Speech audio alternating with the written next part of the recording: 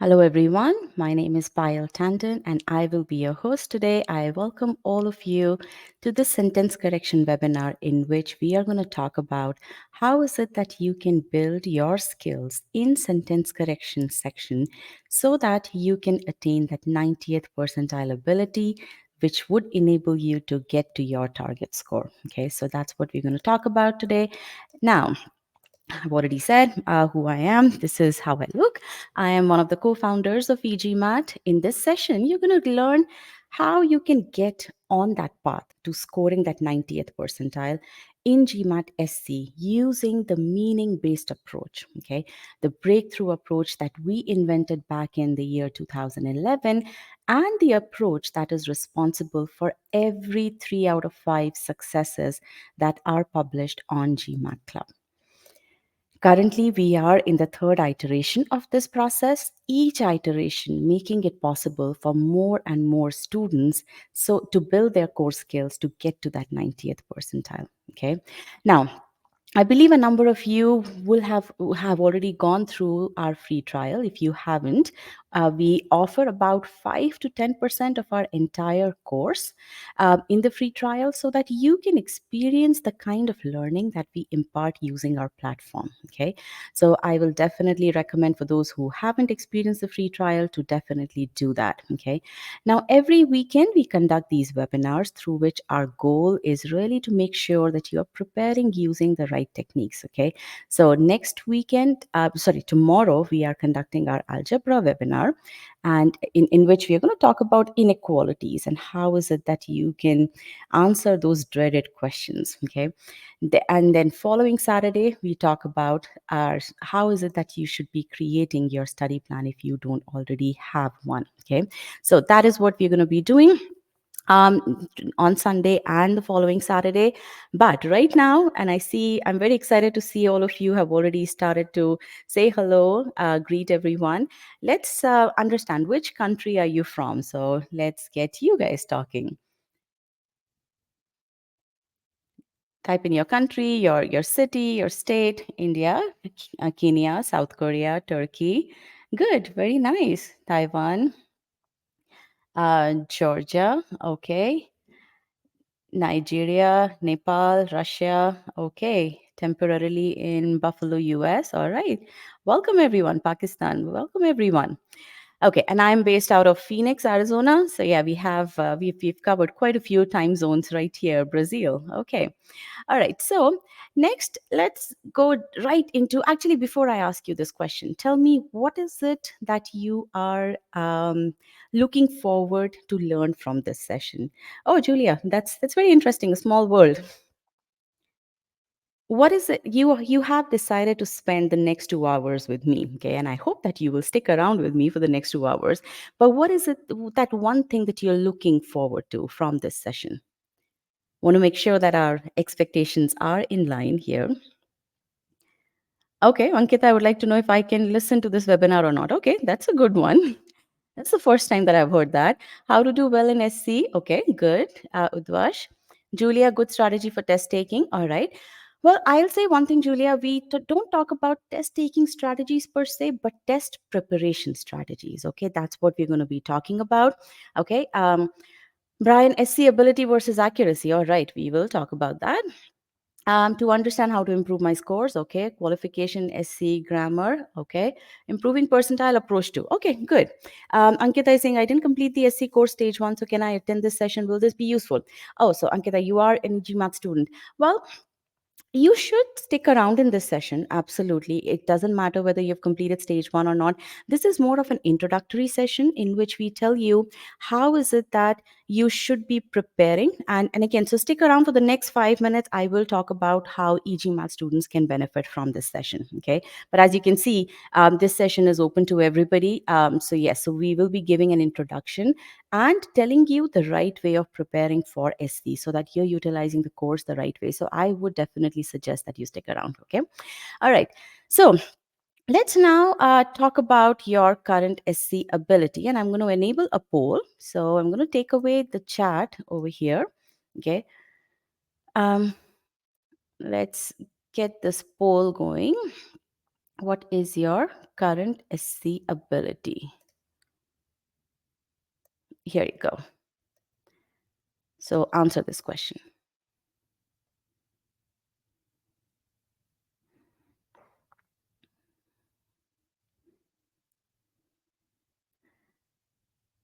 All right, I'm going to share the results here.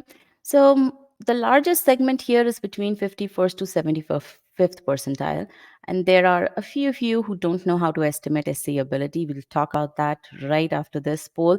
Okay, so again, one very important thing, and somebody said over here, SC ability versus accuracy. um, if you are entering percentile getting confused with accuracy, then you definitely need to understand the difference between accuracy and ability. Okay, so let's talk about that.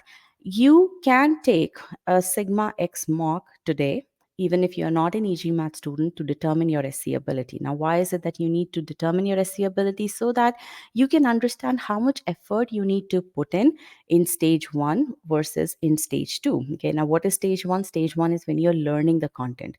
What is stage two? Stage two is when you are enhancing, when you're cementing all the content that you've learned, the process that you have learned, all the concepts that you've learned in a test environment. Okay, so if you are, let's say, above 75th percentile, and I see three of you are above 75th percentile, so if you're truly above 75th percentile, then you need not spend as much time going through the e-GMAT course. Okay, so knowing your SC ability helps you personalize the entire study plan according to what you need. Okay, so let's first understand how is it that you can determine your SC ability. The best way to do that is to take a sigma x mock, because that not only tells you your SC ability but CR, RC, quant abilities as well. Okay, so I'm going to get the chat over here. How many of you have taken the sigma x mock test? The benefit of that is that you have these features that are inbuilt into the sigma x mock, such as instead of 3 difficulty levels, you have 5 difficulty levels. Instead of determining the question, the difficulty level of the next question, the mock determines the difficulty level of the next question based on the previous block. So it's block level adaptability, the way it is implemented in the actual GMAT exam. And there are a lot of other test prep companies that offer mocks, but these mocks don't have these features. Okay, so that's the reason why I would strongly recommend that you guys take this. Again, even if you're not e-GMAT students, you can definitely take that, and I can share the link over here with you over here. So again, instead of a full blown, so you have 5 independent ability engines which give you not only the SC ability but CR, RC, and quant abilities. Okay, so definitely do that. I'm going to share the link with you if you guys haven't taken the mock as yet. Okay, now let's come to our next question here, which is, what is the most important skill for SC? Now, here I want you to read the question statement carefully. What I am saying is that the single most important skill that you need to build in order to do well in SC.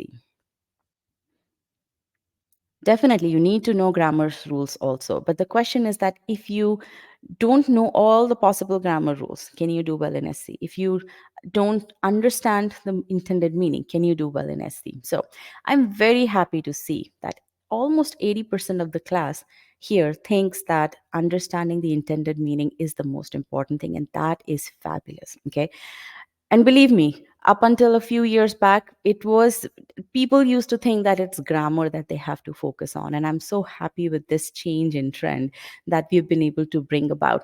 Yes, understanding the intended meaning is the most important thing. Now, in this session, what we're going to do is make sure that you understand what does it mean to incorporate this most important skill in your process. Okay, so e-GMAT students, pay very close attention to this as you are going through the course, so that you make sure that you are, when I say something in the course that you need to understand the meaning like this, you understand how is it that you incorporate that into your process. Okay, many a times I've seen students utilize focusing on meaning only when they have eliminated all the answer choices on high level grammar issues. Then they say, okay, now let me go back to the intended meaning and see, is the meaning being communicated the same. Have you experienced that? So my question is, have you experienced that, in your process, you would basically eliminate all the answer choices that you can based on, definite grammar rules, and then see, okay, now I'm still left with the last two or last three choices. Now let me go back to the meaning. Absolutely don't do that. Okay, that is disastrous. If you have to score above 90% or above even 80 percentile in GMAT SC. Okay. If your goal is to be able to answer, easy questions and some medium questions correctly, then that approach is going to work. But there is a reason why hard questions are hard.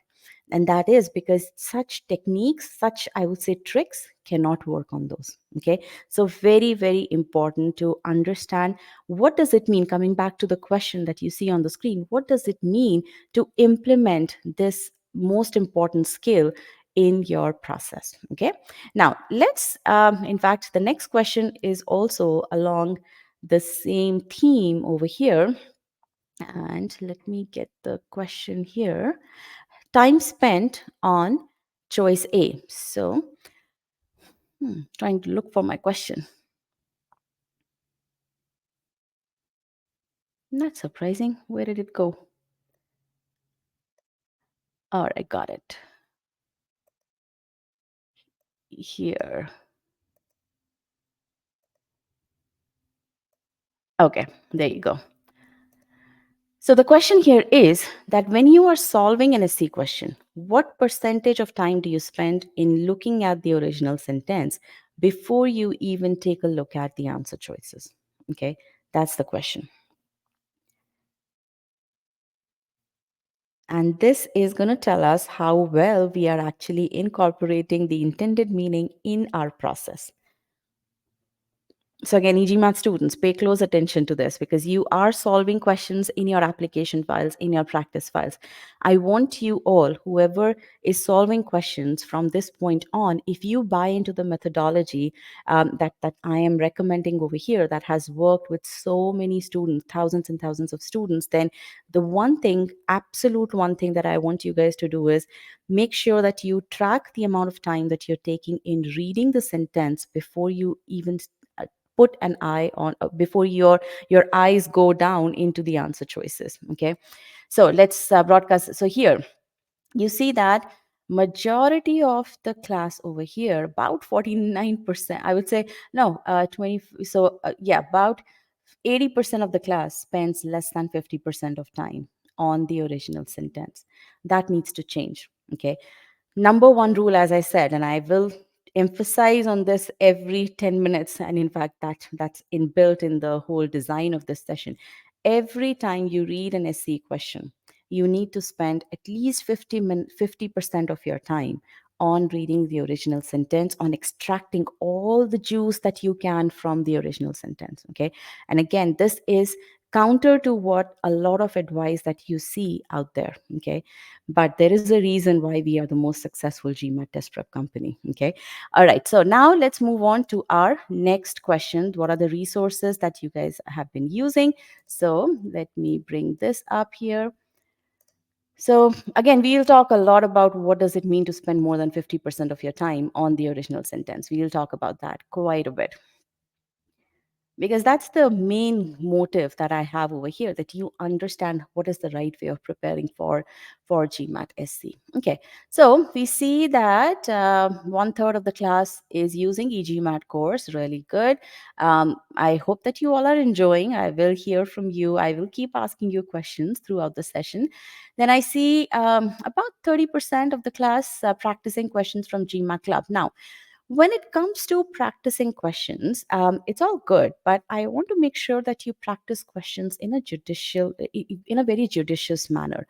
Um, Doing strategic review of questions is very important. Okay, and that's where I'd like to draw your attention to practice based learning versus core skills focused learning. Okay, and I will want you all to read through that document. It's there, so it's a very interestingly written article, and I want you to go through that. You can access that through your free trial, and I do have a screenshot of that. Okay, definitely look at that so that you can understand how is it that you should be preparing if you are practicing questions from OG, from GMAT Club. Okay. Now, what are you going to gain from this session? There are e-GMAT students, and there are students who are still thinking about how to prepare, right? So for e-GMAT students, through this session, you're going to learn what is the right way of preparing. Okay, what are those behaviors, what are those habits that you need to inculcate in order to do well on SC using the e-GMAT SC course. Okay, so that's what you're going to learn. We're going to solve 3 difficult questions together, and you're going to see how, as I demonstrate the solution of those questions in front of you real time, you will be able to put that into context when you go and learn from me through those application files, and then when you practice those skills through those practice files. Okay, so that's what the e-GMAT students are going to learn. Okay, the free trial users, as I said, you will get introduced to the core skill focused approach through this webinar. You're going to learn about the e-GMAT meaning based approach. How is it that you apply that? And you, again, through practical means here. And then through the free trial, as I said, you should definitely go through this article and the entire free trial so that you learn how is it that what is the e-GMAT way of learning. Okay, now for e-GMAT students only, this is a very specific question. So tell me, how much of the course have you already done? Because that will help me fine tune my recommendations to you as I go through this session. Okay, so for those of you who are done with cementing, I believe I don't know how much you'll be able to learn from this unless you are failing in cementing. So let's say if you are failing, okay, so let me broadcast. Okay. Cementing, just for everybody, is done after going through the entire course. This is what we call stage 2, and this is where you answer questions in test like environment. Okay.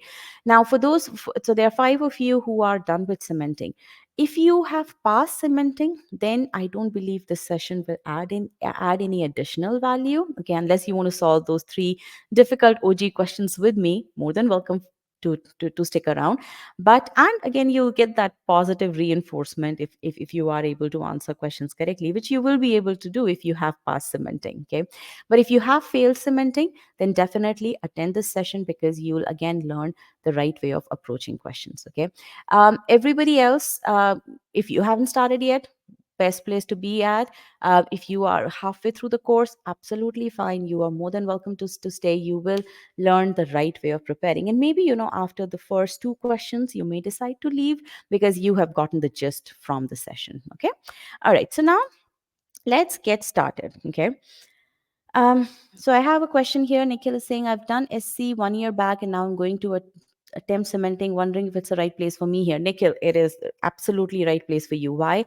Because again, I don't know whether you've done revision or not, but before you start attempting cementing, reattempting cementing, because you did SC course a year back, I would definitely suggest this session as more of a refresher for the right process.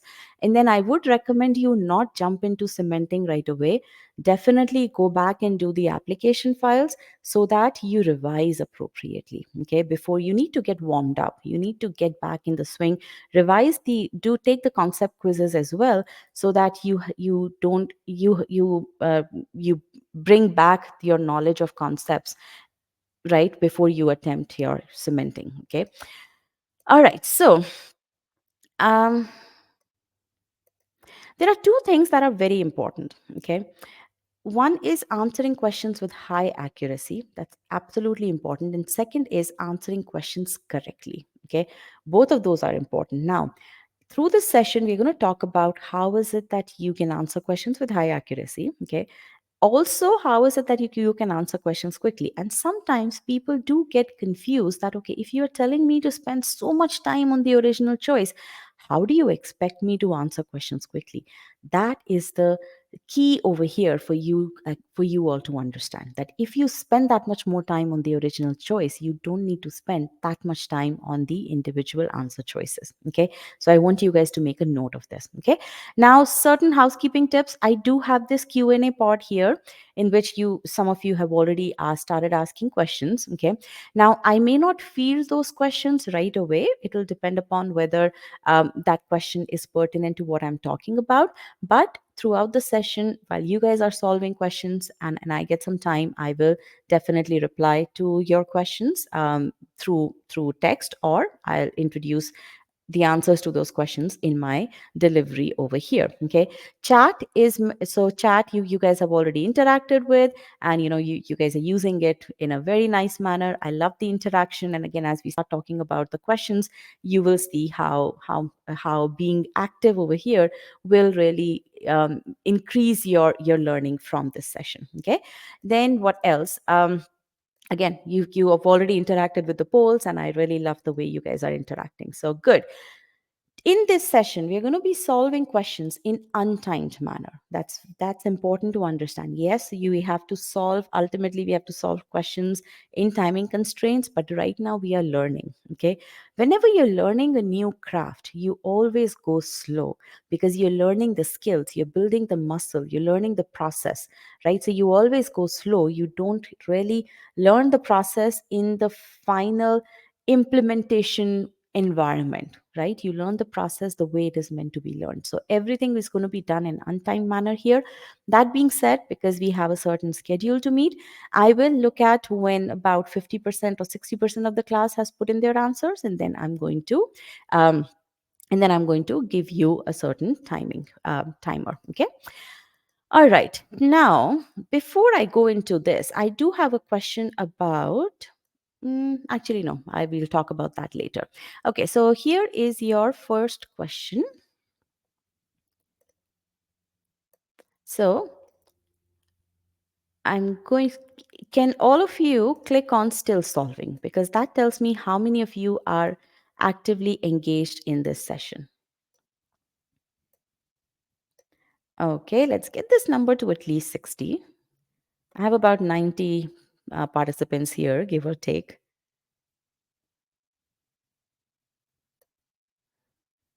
Okay, all right, I'll be happy with this. So here comes your first question. This is the easiest of the lot. Okay.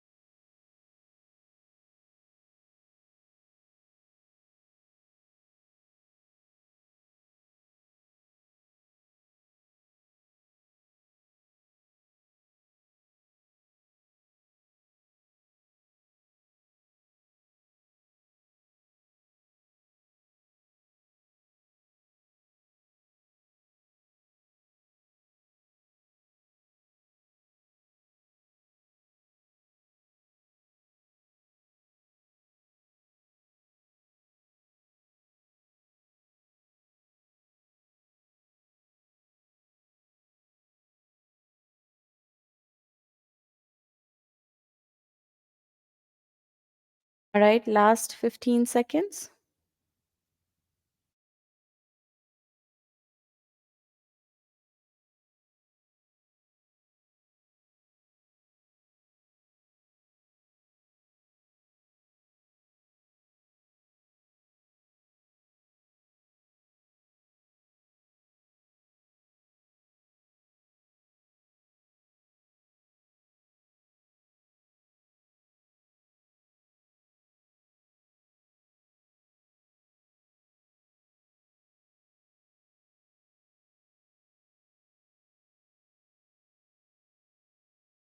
All right, I'm going to end this poll now.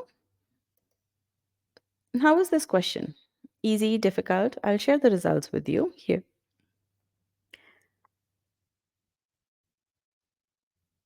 Easy question.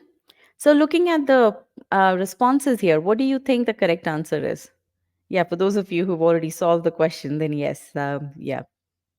For those of you who, if you look at the results here, you see that choices B, C, and E, they are pretty popular choices. So almost an even split amongst these three choices. Okay. Given that, this question is not easy because the jury is out there, which one of these three choices is actually correct. Okay. Now, when you read the question, did you feel that it's an easy one? It's something in your control when you were reading the question and when you were looking at the choices? Were the correct answer choice seemed like a slam dunk, right? I believe that is the case with this question, that when you solve it, it just seems, oh yeah, this is right up my alley. I mean, the most obvious answer choice seems to be the right answer choice. Okay. How many of you did back and forth? Tell me that.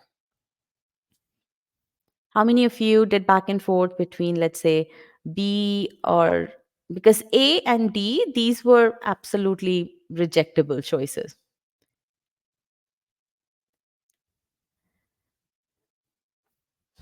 Okay. So let's now look at this one here.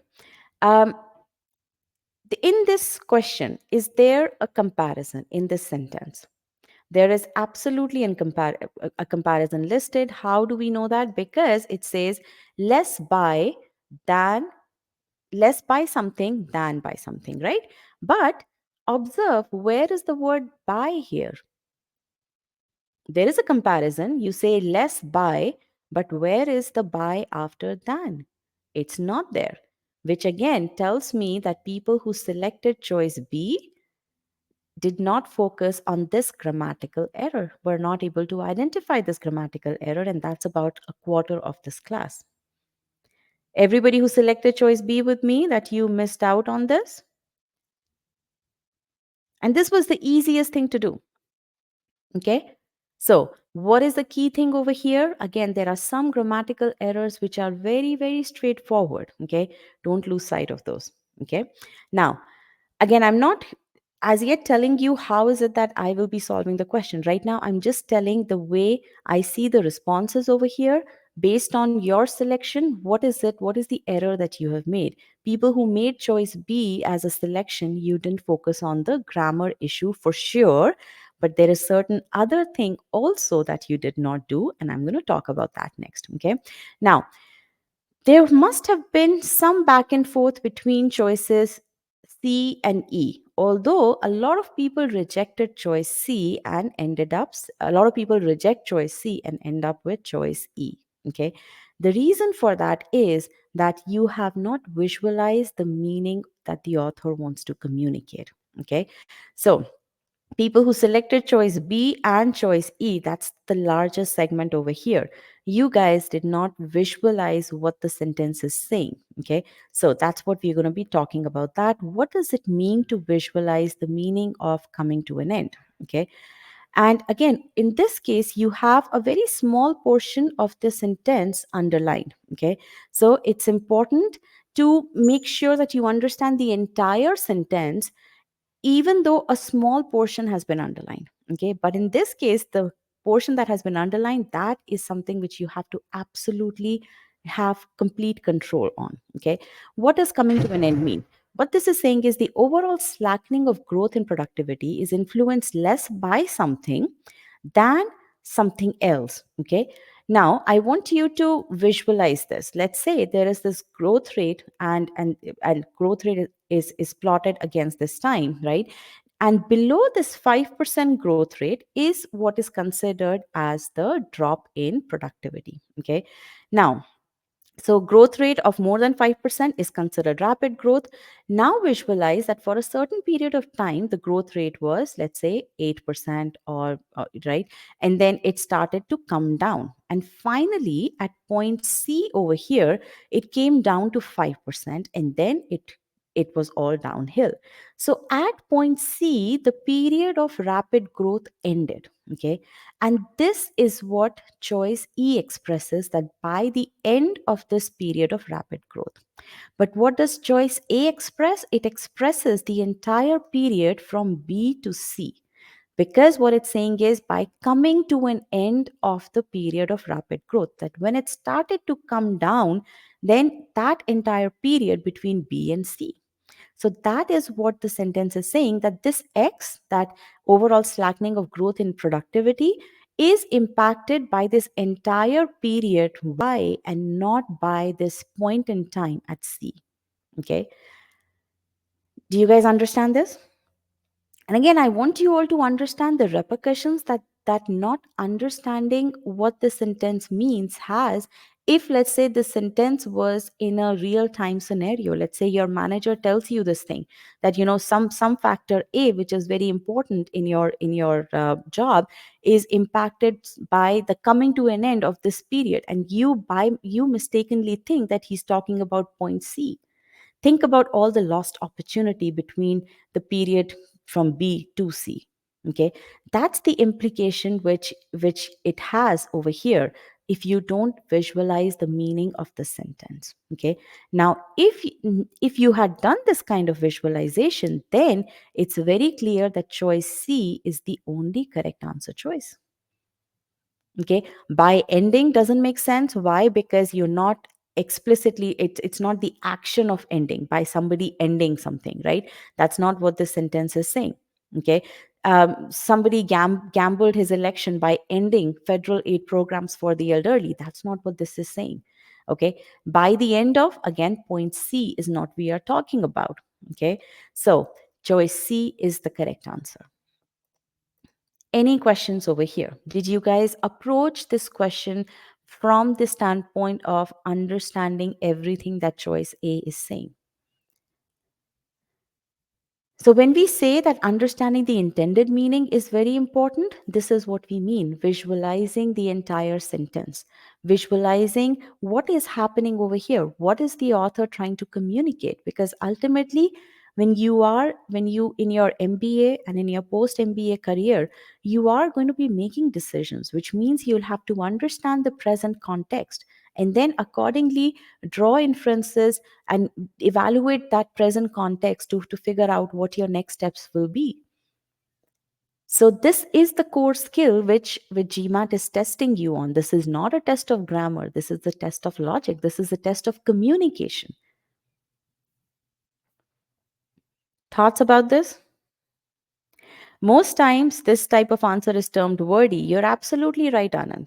You're absolutely right. And that's the whole reason why this is why this question is difficult. Okay.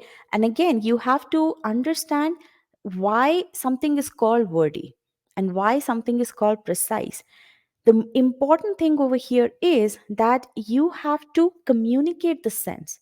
If the sense is not communicated by the precise answer choice, in fact, if the sense is communicated by the precise answer choice, then that it doesn't that doesn't make sense to me, because precision and wordiness, they come after you have decided that yes, this is what I want to communicate. So that's what I'm saying. You have to first understand what is to be communicated, and then you decide, okay, between these two choices, both of these choices communicate the idea, but I prefer this one because it is more precise. In this case, that thought process, that entire flow chart, it didn't happen that way, because choice E does not communicate what is intended to be communicated. So the question of precision or wordiness didn't even arise. So again, in your mind, you have to follow that right process and only then consider what is actually right and what is wrong. Okay. Sushma, good. Ryan, good. I chose choice C because other answer choices didn't make sense to me, but now I get the concept. Good. Very nice. Okay. So what's your learning from this sentence, from this question? Because these learnings are what is important. These learnings is what I want you to take with you, so that the next set of questions that you solve, you focus on visualizing the meaning. Okay, this is what it means to give importance to, this is what it means to understand the intended meaning. Okay, all right. So now when you do this, when you visualize the meaning, you are able to answer choices quickly, because you're not doing any back and forth. It's so solid, the meaning is so solid in your head that you don't have to do any back and forth. And that avoidance of back and forth is what helps you answer questions quickly. Is this point clear? And the reason why I'm emphasizing on this so much is because there is so much noise outside to do those splits, to just do back and forth between answer choices and the question statement, that I won't, because you're going to see this over here in this session wherein I am telling you that this is important, and I'm telling you that this process has worked wonders since the last decade, right? So, but I want you to take that with you and not get impacted by the noise that you see outside. Okay. All right. So why is, and I'm going to now bring down the difficulty level a little bit, but continue to focus on the visualization aspect. Okay. If you understand, if you read something as simple as, and again, this is an exercise that I was doing with my 8-year-old. She was reading Black Beauty, the abridged version. So the sentences were not too complex, the sentence structure was not too complex, but what I recognized was, as she was reading this, I thought, oh my goodness, she is visualizing, she needs to visualize as she's reading this. Now, why am I bringing this up to you? Because when we read not a fiction, we automatically visualize that, right? When we are reading a fiction, we are an article of fiction, or a book of fiction, we are reading this and all those characters come alive in front of us, so we visualize that. But somehow when it gets to reading business like stuff, especially in the context of GMAT, we somehow throw that visualization out the door and we start to rely on, oh, I'm in that question solving mode, so I need to just eliminate as many answer choices as I can. How many of you have experienced that?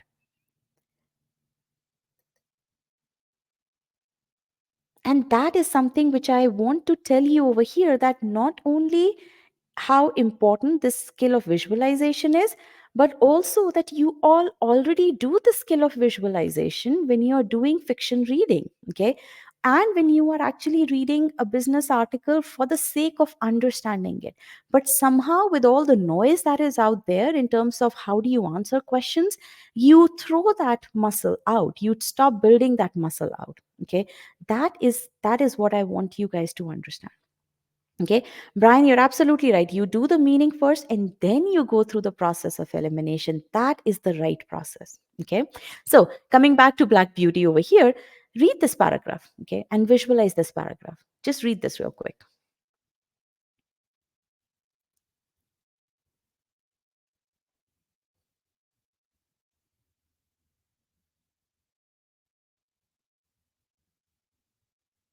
Read it? Yes?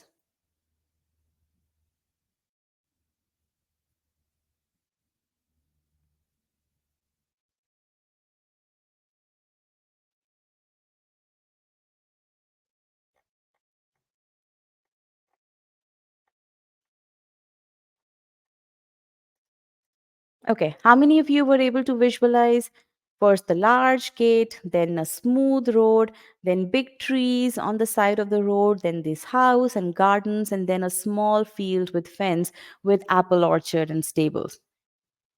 It's beautiful to visualize, right? Yeah. And those are the shackles that you have to break. Start visualizing today, whether it's fiction, whether it's non-fiction, whether it's GMAT question or not, right? Definitely start visualizing GMAT questions. It's going to make preparing for verbal an enjoyable experience, believe me. Okay. So again, you visualized it. That's the exact same thing that we did with coming to an end. We visualize that. What does it mean for something to come, for something to come to an end, right? What does coming to an end mean?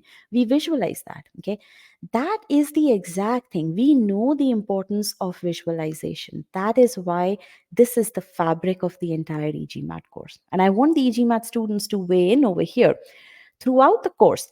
Whether it's a simple sentence that you see right in front of you, in which we are teaching you verb ing modifiers, right? And this is part of your free trial as well. So even the non-e-GMAT students can experience this, right? There is, it's not, we haven't used these graphics, we haven't presented these graphics just because we felt like beautifying the slide. Yes, all the slides that we have are extremely beautiful, but there is a subject matter reasoning behind it, which is to make sure that as you are reading the words exotic flowers, you essentially think about a flower. Okay, as you are reading a bouquet, in your mind, you basically think about a bouquet. Okay. So that is very, very important for you to do. And which is why throughout the course, whether it's a simple sentence teaching a concept over here, we didn't really need to show Keats sitting on the bookshelf, right? But we wanted to show that to you so that as you are reading the words, those words start to paint that picture in your head. Okay. So that when you are reading the words without the course, without us, telling, without that hand holding, you automatically start doing the same thing. Okay. That is the power of visualization, and that happens from in easy sentences, that happens in, this is an application file question. Okay. A long sentence, but look at this, we have essentially done all of that note taking, all of that visualization. So your words have to come to life. That is when you will be able to truly enjoy preparing for SC.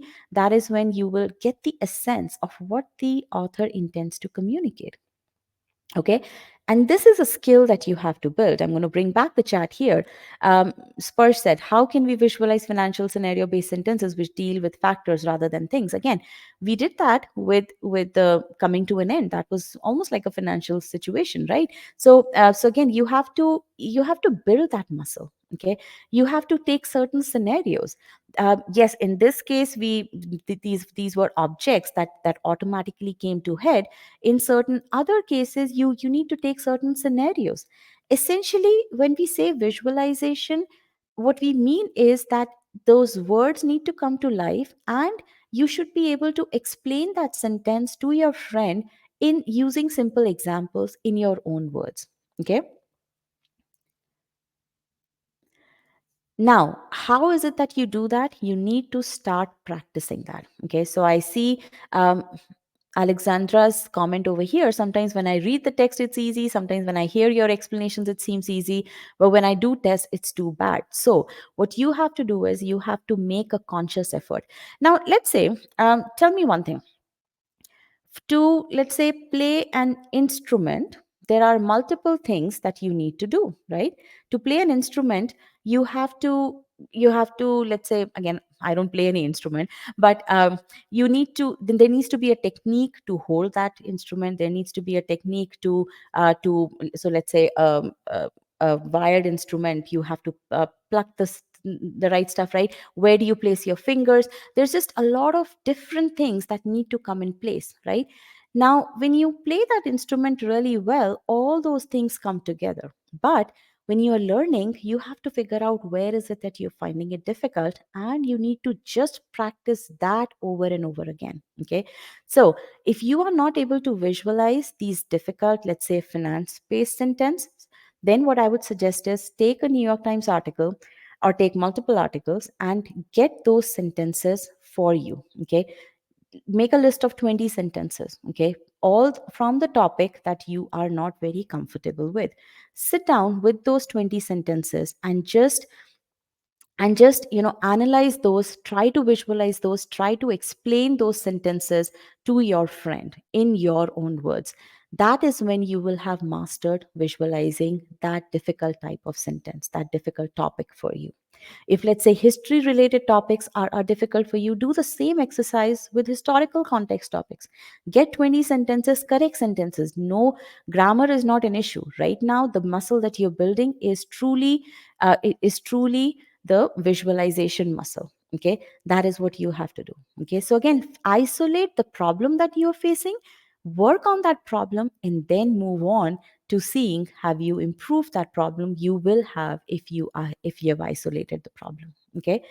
Nikhil is saying, I'm stuck on 50 to 60% score in medium type questions. Sometimes I feel that intended meaning is clear, but grammar that's creating the issue. So Nikhil, you are in cementing mode, I believe, right? So you have to do strategic review. As I just said, you need to build your error log, go through the cementing module explanation again in the course, and understand how, do the strategic review, because that strategic review is going to tell you which step of the process you're stuck with. What is it that you have to do? Because when it's, and again, it's any process improvement that you do, in your day-to-day work, right? Any process improvement that you do, you first have to figure out where is the drop, where is the issue in that entire process chain, and then you work on fixing that. That is the role that a strategic review process does. When you're doing cementing, you chart out the entire process and you figure out where is the problem, and then you fix that problem. Okay. All right, so let's move on to our next thing over here. And I'm gonna go forward. Okay, we talked about personalized study plan. So definitely, so I'm going to share the link of personalized study plan. And again, people who have applied the whole process, they basically they are able, they see how the meaning based approach really makes the huge difference. Okay, so that is very important. Now, Pratik, if you are motivated by the low scores, again, you can be demotivated. Okay, or you could take that inspiration that there's only going up from this point on. Okay, so again, understand why is it that you're faltering. That is very important. Okay, now a lot of you are e-GMAT students who are asking questions. I will definitely answer those questions, but I would definitely also want you all to write to our support team. We have strategy experts who are there to help you out day in and day out. So write to them explaining your entire journey, so that they can pinpoint the exact thing that you have to do and give you your personalized study plan. Okay, Pratik, error log. If you are in stage one, you don't necessarily need error. I usually recommend people to start creating error logs from modifiers onwards. Okay, so that's what I would suggest. Okay. All right, so let's come back to this here. Again, you have to understand what is the right thing to learn. Okay, and then you need to learn that. Okay, and you need to put in that focused effort. Now let's do this question here, the next question. And let me get the next question real quick. I will share the link of personalized study plan while you guys are solving this question. Can you guys click on that link on the screen? Are you able to click on the link? No? Okay. All right. So I will share the link with you. How is the session going as such? Let me just take a quick pulse of the group here. I love the questions that you are asking.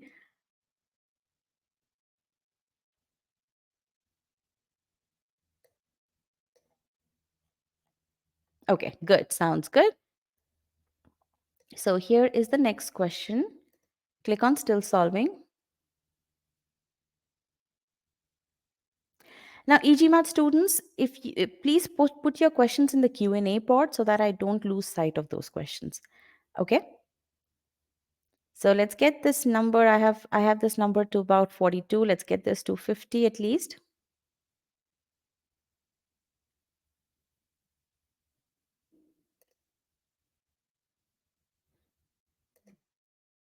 All right. Here is the question. Go ahead and solve it.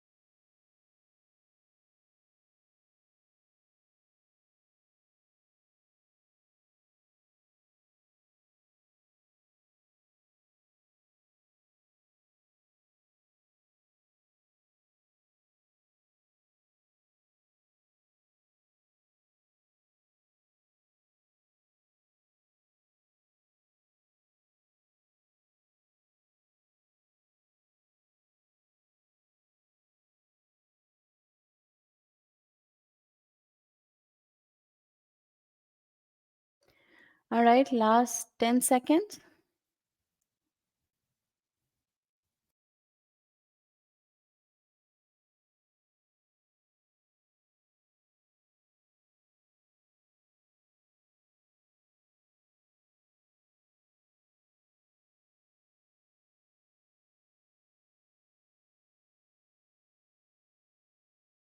All right, I'm going to end the poll now.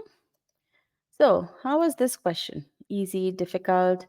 How many of you were stumped looking at the sentence structure, the complex sentence structure here? Here are the results, by the way. So, between what choices were you doing back and forth? Was it between B and D? Why was it difficult? Tell me that. B and E, okay. A and C. This was a little hard to visualize, okay. Now, this is a different kind of sentence here, right? Now, visualization has different, what do you say? The different tools that we have to utilize to visualize. In some cases, we take examples, okay. In some cases, we try to chart it out the way we did for the previous one. In some cases, we rely on what we call as the strategic pausing technique, and we break the sentence structure down and we understand each and every bit, and then we tabulate the answer, we make notes, okay. This is what we are going to do with this sentence, okay, especially when the sentence is really long, okay. And Nikhil, you would not see this question in the cementing quiz because this is an official question. Cementing quizzes have all e-GMAT questions. So you may be talking about Scholoranium then, Scholoranium, official Scholoranium. Okay. Yeah, so this cementing quizzes only have e-GMAT questions, okay. All right, so let's look at this sentence here and understand how is it that we will solve this. This is a pretty long sentence. Whenever you see a long sentence, you always have to break it down into smaller chunks. That's what we call as strategic pausing to arrive at the sentence structure. So, and we have a full course called Master Comprehension that is dedicated to helping you break down the sentence structure of such a complex sentence and to help you with the goal to extract all the aspects of meaning to visualize the meaning from it. Okay. So, although appearing less appetizing than most of their round and red supermarket cousins, heirloom tomatoes, and look at the breaks in the sentence, okay, and look at the indentation. Why do you think I'm indenting the information the way I am over here? Think about it. What does this indentation tell you? And does it make sense?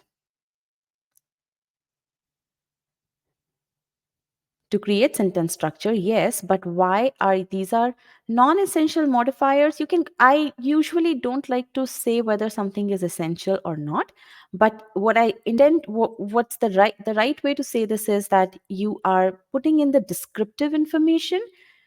You are indenting the descriptive information. So grown from seeds saved during the previous year, this is descriptive information for heirloom tomatoes, and by indenting it, what you have done is you've shown through the sentence structure that grown from seeds is describing heirloom tomatoes. Okay, now they are often green and striped and or have plenty of bumps and bruises. This is again a description of heirloom tomatoes. Okay, yes, it's not a modifier, it's not which are it's a separate sentence there, but it is still talking about these heirloom tomatoes. Okay, then heirlooms are more flavorful and thus in increasing demand. This is placed at the same level as this entire first part, although appearing less appetizing. Why? Because I know there is a contrast. So now I am putting things which are at the same level. I'm indenting those things at the same indentation. Okay. So by changing my entire sentence, by splitting that in this sentence structure through this indentation, it's very clear what are the various relationships among these different parts of the sentence. Is that clear?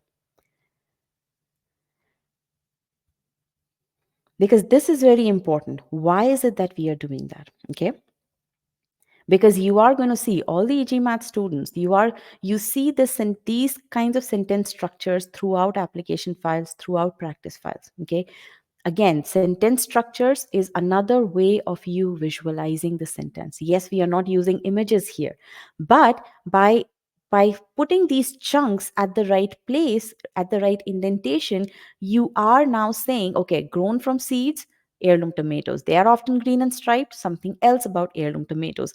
Although appearing less appetizing, at the same level as heirlooms are more flavorful and thus in increasing demand, you are now, all the aspects are clear from this sentence, from this sentence structure. Okay.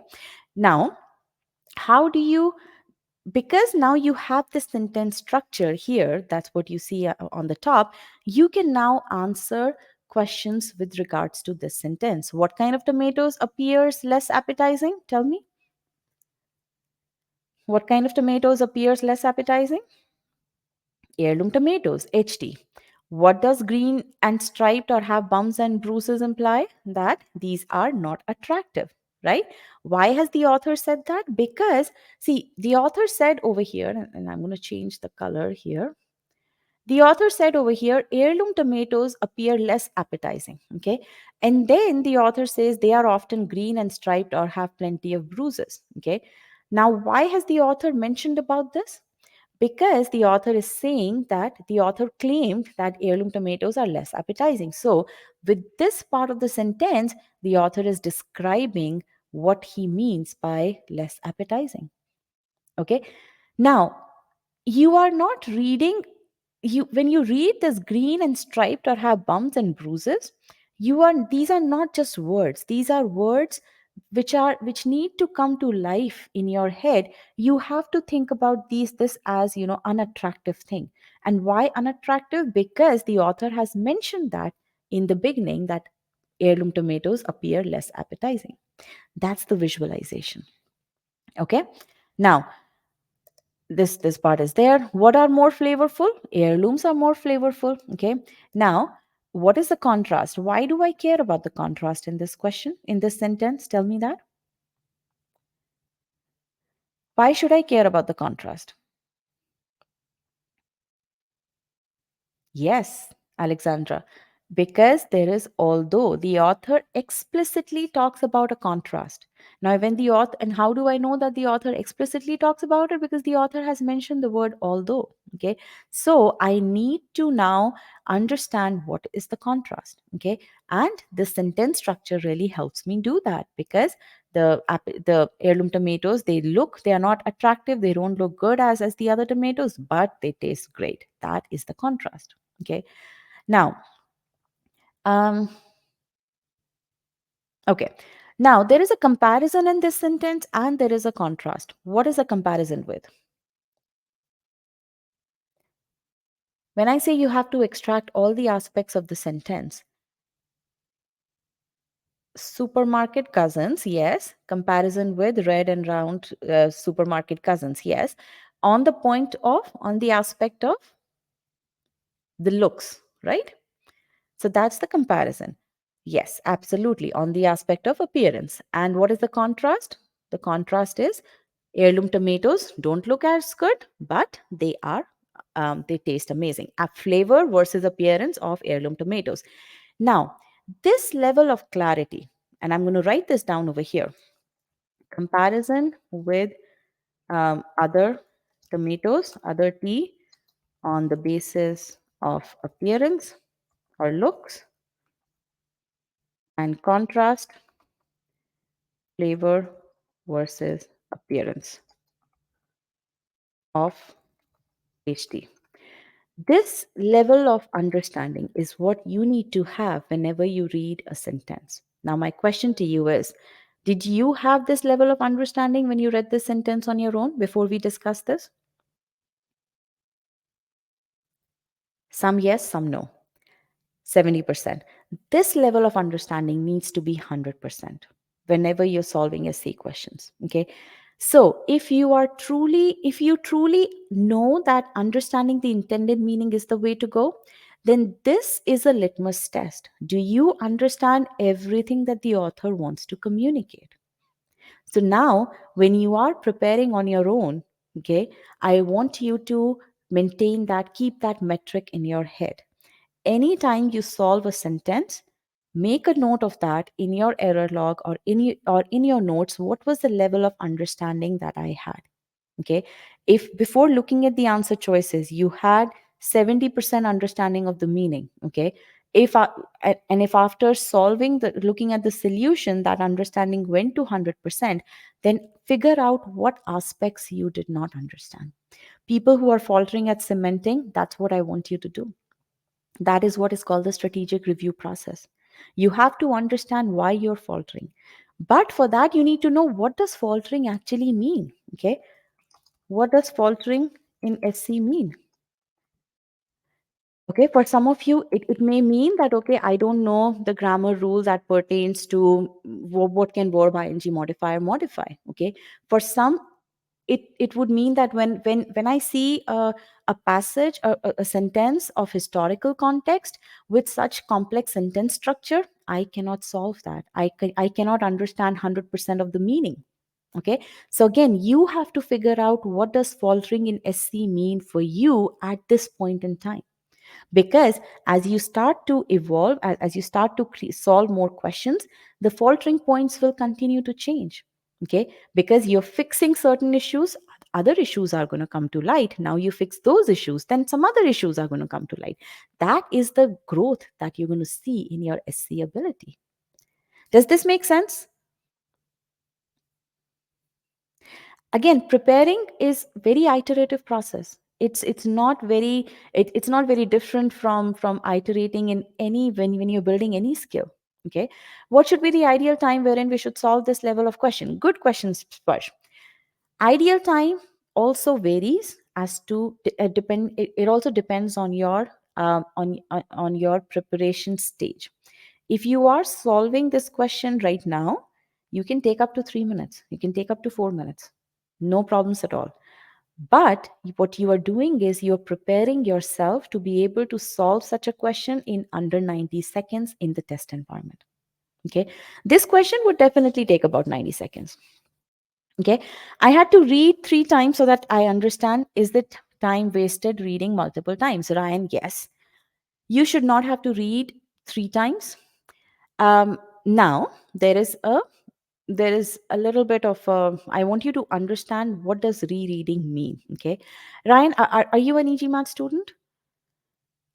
The reason I'm asking is because I'm going to talk about master comprehension. So if you are an e-GMAT student and if you've gone through master comprehension course the right way, then you should not have to reread. Now, when I said that, when you're reading, if you are creating the sentence structure, then you shouldn't really have to go back to the passage. Then you shouldn't really have to reread multiple times. Okay, if you are reading it the right way, and that is what we teach in master comprehension course. Okay, so very important. Okay, now if you're reading the entire sentence in one go, and you're like, okay, I just zoned out over here, I don't know what is green and striped, right? If you're reading without that purpose, without really engaging with the sentence, that's when you will end up rereading multiple times.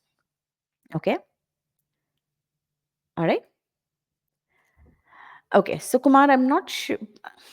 Nikhil, creating sentence structure takes a lot of time. That's why you have to fix that when you are preparing for, when you're doing master comprehension. And I'm going to show you certain screenshots as we move forward, but let's go through the solution.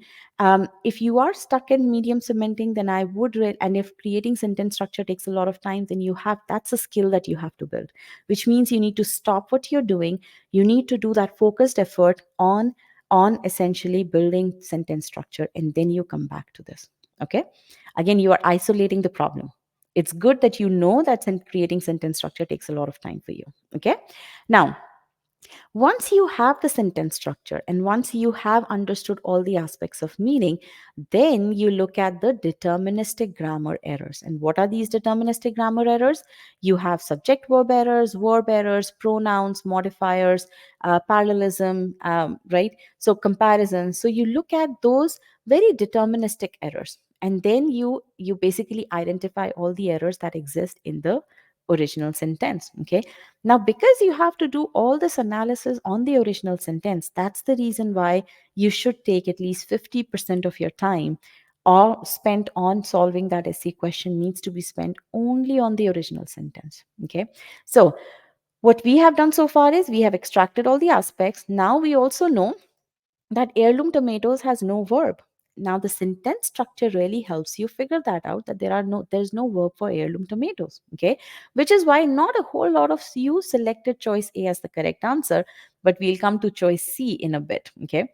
So let's now, so you've visualized the meaning, you've identified all the deterministic errors. Now you spend the remaining 50 to 40, remaining 40% of the time on analyzing answer choices with the framework that you have created here. Okay.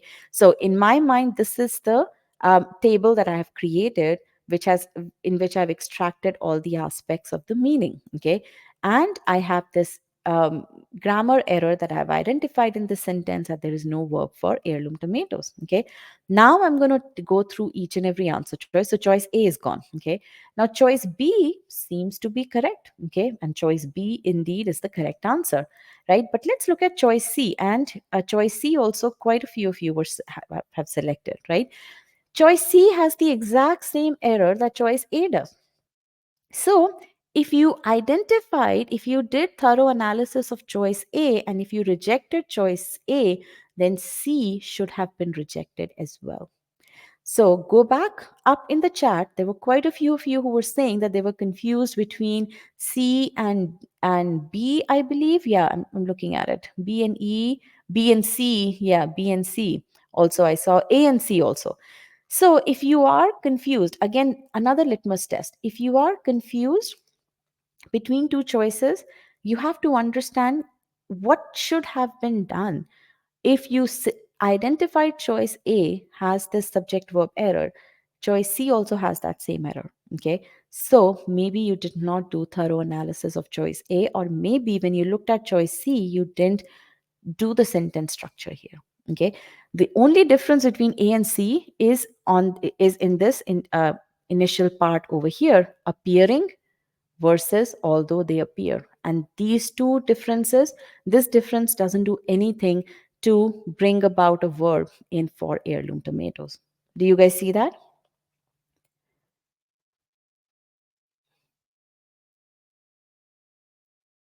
So now you see the importance of spending that much time on choice A, doing that thorough analysis. Now you don't have to spend that much time on the individual choices. Process of elimination becomes a cakewalk. That's the impact of sentence structure. Okay. Now let's take a look at choice D. Choice D, 20% of you selected it. Okay. Is there any contrast in choice D? Choice A was very explicit in terms of contrast, right? Choice D has no contrast. There is no contrast word at all.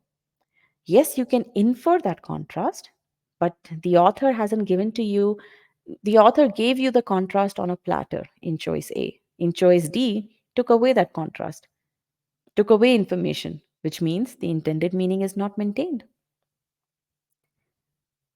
Okay. Grammatically, there is one small mistake over here in terms of a comma, but frankly, the main reason of rejecting this choice is no contrast. And that's the beauty of applying, of understanding the significance of meaning, that you don't have to worry about these small grammatical issues. Less than is not a contrast, it is comparison.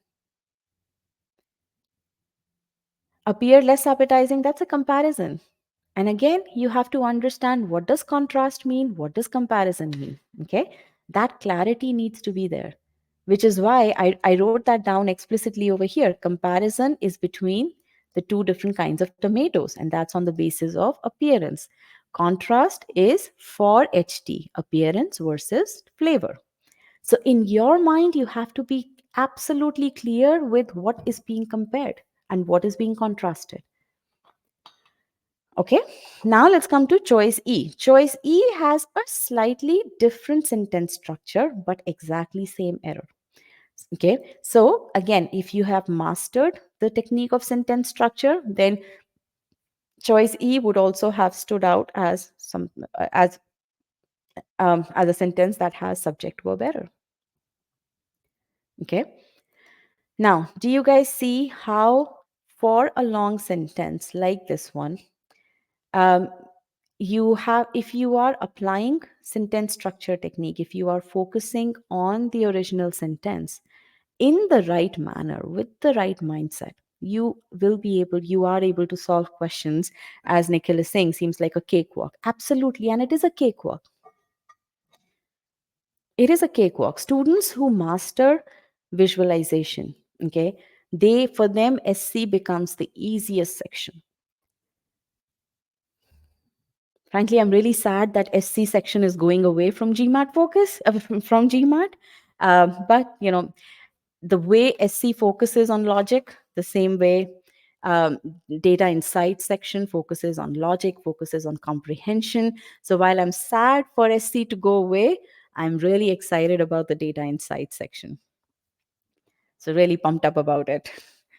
Okay, so it's all about logic. That's what it is. Okay, it's all about logic. It's all about learning the right processes. Students who imbibe this process, they say that, okay, they have not only mastered GMAT, they have learned this life skill. Okay, because comprehension is a life skill. Okay, now again, I want to tell you all the opportunities that you have of honing the skill. Not only do we teach you master comprehension, not only do we teach you the skill in master comprehension, and I'm going to show you how we do that, we then continue to build that skill as you go through each and every file in the e-GMAT course. Okay, repetition, proper repetition is the way to learn. Okay, but you have to focus on it. You have to understand why we have broken the sentence down like this. Okay, because if you don't understand that, then you're going to breeze through that. Yeah, it's a sentence structure. Okay. Okay, Ankita, you're asking about option E. So option E, again, it's a sentence structure over here. I'll share this PDF with you, okay, so that you can see the sentence structure. And I would say a good homework exercise for you will be to come up with the sentence structure on your own, utilizing the skill set that you have, and then match that with what I see. Okay, the correct answer is choice B. Okay, all right. So, um, and then again, we don't only do the sentence structure for the original sentence. Wherever needed, we do sentence structure for the answer choices also. Okay. We don't just say, okay, having blocked and keeps is not parallel. We actually show you why should these two be parallel in the first place. It's because these two are talking about the same aspect. They are at the same level, but you look at it side by side, or not side by side, top and bottom, and you see that, okay, these two don't have the same structure, so there is a parallelism issue here. Okay, so you see all of that visually. We make it easy for you to extract information so that you can develop that process in your head. Okay, ultimately in the exam environment, you will be able to do all of this within 90 seconds. No doubts at all about that. If that were not possible, we would not be accounting for 3 out of 5 success stories every year. Okay. Okay. Now, one more thing is, I don't want the fear of missing out overburdening your brain. How many times do you go and this is a question over here, right? And there is a discussion that's going on for 4 pages over here on GMAT Club. Okay. And again, I foster healthy discussion. I am all up for discussing the right stuff. Okay. Discussing with your friends a sentence, but discussions need to be done on the right topics. Okay, is the use of dash correct, is the comma correct? How many times do you question that when you are reading an article on New York Times or Economist? Okay, you don't, you simply read to understand the meaning. Granted, you don't expect errors to be there in New York Times. Okay, I just want you guys to change your mindset. Okay, I want you guys to, when you see the original sentence, I want you guys to not worry about any errors being present in that original sentence. Just focus on understanding what the sentence means. Okay, that is very, very important. Okay, which is why, again, don't talk about removing stuff from the sentence. Don't talk about what is the difference, what is there a dependent clause, is there an independent clause, and all that stuff. Talk about how is with the right method can you eliminate answer choices. Okay. So, what is the meaning that the author wants to communicate? What are the deterministic errors? This is very important. Okay. All right. Now, for these two questions, very different questions, right? 700 level questions, but similar process that needs to be applied. Two different techniques that we applied for visualization. The first sentence was relatively straightforward, but we needed to visualize coming to an end. What does that mean? The second sentence was pretty intensive. We had a pretty extensive sentence structure, so we broke down the sentence structure. Okay. But both of those questions, we spent more than 50% of our time on the original sentence, which is why the discussion on the answer choices was so smooth. Okay. So, very, very important to understand that. What do you guys think about it so far? Any GMAT students who are stuck at cementing, definitely write to our strategy experts at support@e-gmat.com. I cannot emphasize enough on that. Okay. Most likely, and again, I would want you guys to make sure that you are doing strategic review properly. Go through the cementing module again. Successful students go through cementing module at least 3 times. Okay. Because I have walked you through, I walked through three different questions. How is it that you should be solving those sentences and filling your error log? All of that is part of your cementing module. I want you to go through that again. Okay. All right. So, how do you learn and excel at sentence structure? So, quick pulse check. How's it going so far? What have you learned while I take a water break? So tell me.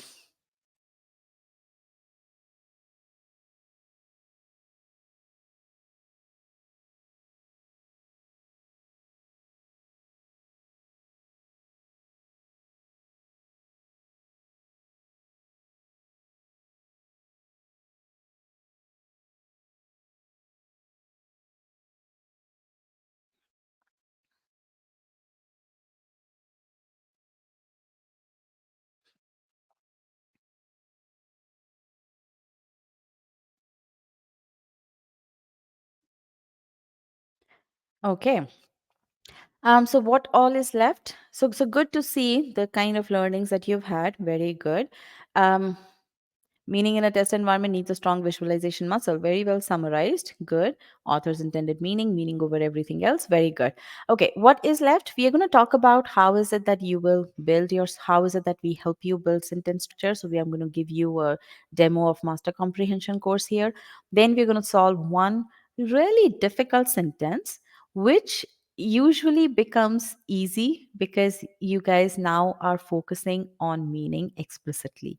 That's the most enjoyable part of this session typically. Okay. So I think that's about it. So total of 3 questions, we've already done 2. One, I'm going to talk about right now. How is it that you can build your sentence structure muscle? Okay. So that's going to be real quick, and then we move to the last question. So another, I would say, 30 minutes. Okay. So how do you learn sentence structure technique? That for that we have created master comprehension course. Okay. We are the only test prep company in the world that helps you build these core skills. We don't just say, okay, this is an SC course, go do it. We understand what core skills are required, and then we build separate courses to build those skills for you. Okay. So what you see over here are 5 different modules. Okay. What does each module do? Again, building blocks of the sentence. We take you from the very simple sentences, John cooks meals, right, to John, an aspiring chef, cooks delicious meals by using very basic ingredients. Again, looks very simple. But what we are teaching you over here is how does the author go from 3-word sentence to a 12-word sentence. And then in subsequent lessons, we teach you from that same 12-word sentence, how does the author create a 20-word sentence. Again, why are we doing that? Because we are making it very slam dunk for you to, so that you can see it's not a complicated thing to create a long sentence. Okay. So once you understand how long sentences are created, then you're able to deconstruct those sentences to basically understand oh, if this is how a long sentence is created, then this is what I can use to split that long sentence so that I can understand the meaning. Okay. So that is the whole point of the master comprehension course. So we teach you from the basics, and then we basically teach you, okay, how do you now utilize that knowledge? Where do you pause? Because everyone pauses at different points.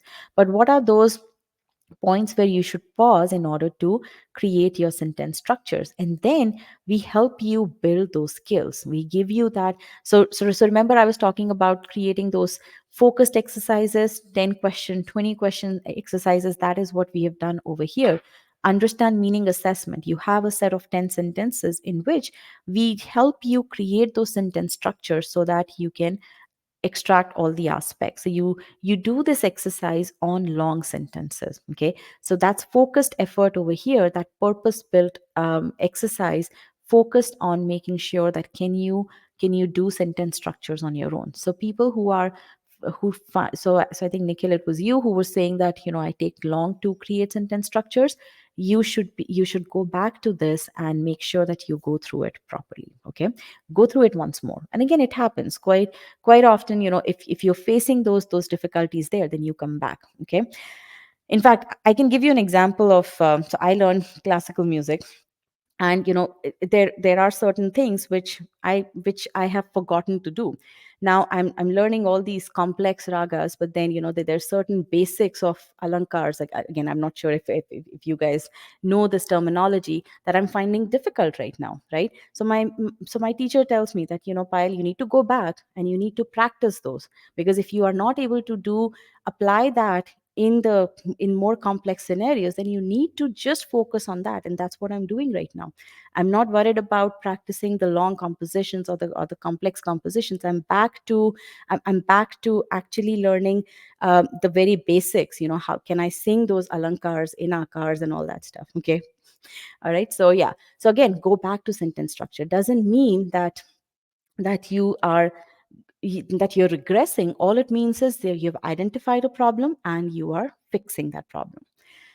Nikhil, you don't have to write the whole sentence to create sentence structure in timed environment. That is not what you have to do. Okay, you have to learn it so that you don't have to write it down in the exam environment. So Nikhil, you definitely need to write to our support team so that we can help you out there. Okay, so all right, there was some other question here.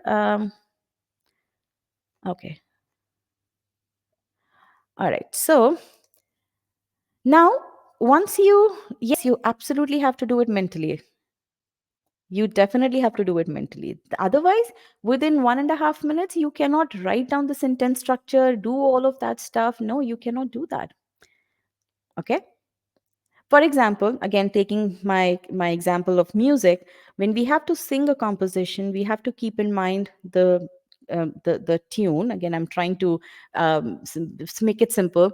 I have to keep in mind the rhythm. I have to keep in mind the notes that I'm singing, right? So I have to do all of those things in real time environment. Okay, now I cannot be doing my rhythm separately. All of that needs to happen all together, which means individually I should be able to practice it to such an extent that it's all wired in my head, that we don't necessarily that I'm not doing one thing at a time. Okay, you have to put it all together. So absolutely, Nikhil. So that's why write to us so that we can help you out. Okay, somebody asked me who's going to teach in the course. So all of this is purpose built, already built. So you're going to hear my voice over and over again through all the files. All of these files go through extensive revisions based on the feedback that we get. So yes, so I'm going to be the one teaching you over there. Okay, just not in the live environment, but but I'll be at your disposal whenever you open your e-GMAT course. Okay, all right. So now, once you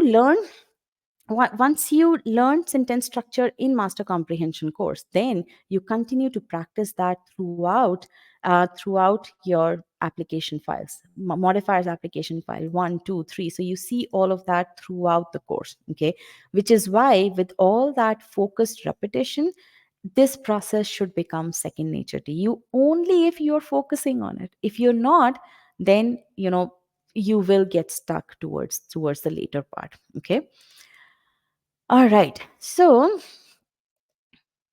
Now, this was the article that I was talking about, core skills focused approach. You can see this over here in your free trial, how 700 plus coders build solid foundation. I want all of you to go through that so that you understand the difference between practice focused approach and core skill focused approach. Okay. And that understanding is very, very important. Okay. Right. All right. So, now let's look at this sentence. This is the last sentence here. I want you to read the sentence, not thinking that it's a GMAT question. Okay. I want you to read the sentence with the intent to understand what is the sentence talking about, with the intent that you will be able to explain the sentence to your friend. Okay. Forget about the errors, forget about everything related to SC. Just focus on the meaning. Okay. I don't care whether you get to the right answer or not. What I care about is will do you understand the meaning of the sentence? Okay. You all are with me?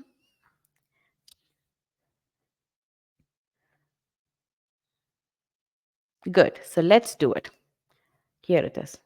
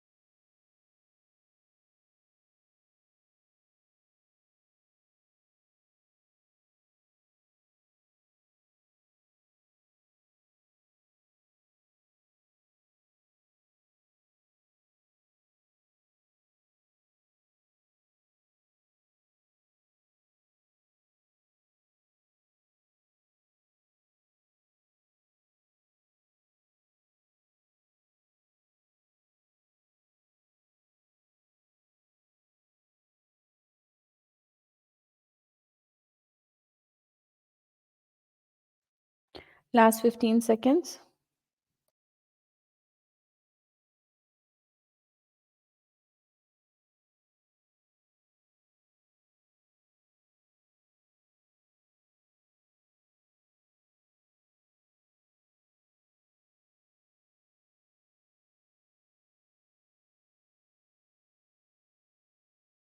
All right. I'm going to end the poll now. So, how terrible was it? This is one of the most difficult questions out there. I should have led with that, right? I should have told you that upfront.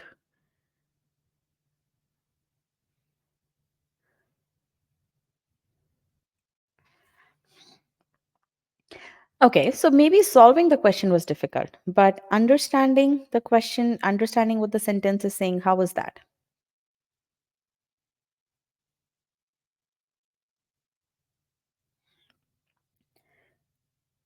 Okay, so let's understand this question together. Okay, good, Shivani. The sentence structure really helped here with the heirloom tomato approach. Very good. Okay, all right. So the correct sentence here is choice B. And let me broadcast. About one third of the class got this question correct. Okay. Again, as I said, I don't care about you answering this question correctly. I care about you applying the process. Okay. So if you applied the sentence structure approach, then that is good. Okay. Now, what you see over here is different, so alternate parts have been colored in blue. Why? Because that's another way of creating sentence structure in my head. Okay, so let's look at that when we'll come to each and every answer choice one by one. Okay, so let's look at this. um, about 5 million acres in the United States have been invaded by leafy spurge. What does that mean? In your head, just read till this part here and tell me what does it mean. About 5 million acres in the United States have been invaded by leafy spurge. Close your eyes and tell me what, well, you can't type while closing your eyes, but what's the scene that you're visualizing? Remember, it's all about visualization. In this question, we're going to put together sentence structure and visualization together. Read and vision. Is it on a small area or a huge area? Weed, okay, invaded by leafy spurge. When you say invasion, that has that negative connotation to it, right? Something has been invaded, huge area attacked by something. Yes, it's a vast area that has been invaded, that has been attacked by this, or that has been filled with this leafy spurge. Okay, what is that leafy spurge? We will read about that next. Okay, now you see this part, the blue part, a herbaceous plant from Eurasia with milky sap. Now what do you make of it? So you have this vast expanse which is filled up with this plant. Okay, now you see that, okay, that plant is plants everywhere. What kind of plant? This plant is from this other place. Okay, and it has a milky sap. Okay, so you can visualize that there is this milky sap in the plant. Okay, that gives mouth sores to cattle. Now what do you make of it? If there are plants, cattle graze, right? So this plant actually has milky sap, and by the way, this milky sap gives mouth sores to cattle. Is that a pleasant experience, the mouth sores? Poisonous fluid, yes. Having mouth sores is not a pleasant experience, right? Okay. So then what do you read after that? Okay, so the information, exactly, eventually weed gives mouth sores when consumed by cattle. Absolutely, Dipanshu. So the information that you have till this point is that there is this vast land that has been invaded by these plants, and by the way, these plants have this milky sap, which when the cattle, and again, I'm not trying to draw a cattle here, which when cattle eats, gets results in mouth sores in the cattle. Okay, then what is it that you need? Let me just get rid of this stuff here. Next, what you see is displacing grasses and other cattle food. Okay, what displaces grasses and other cattle food?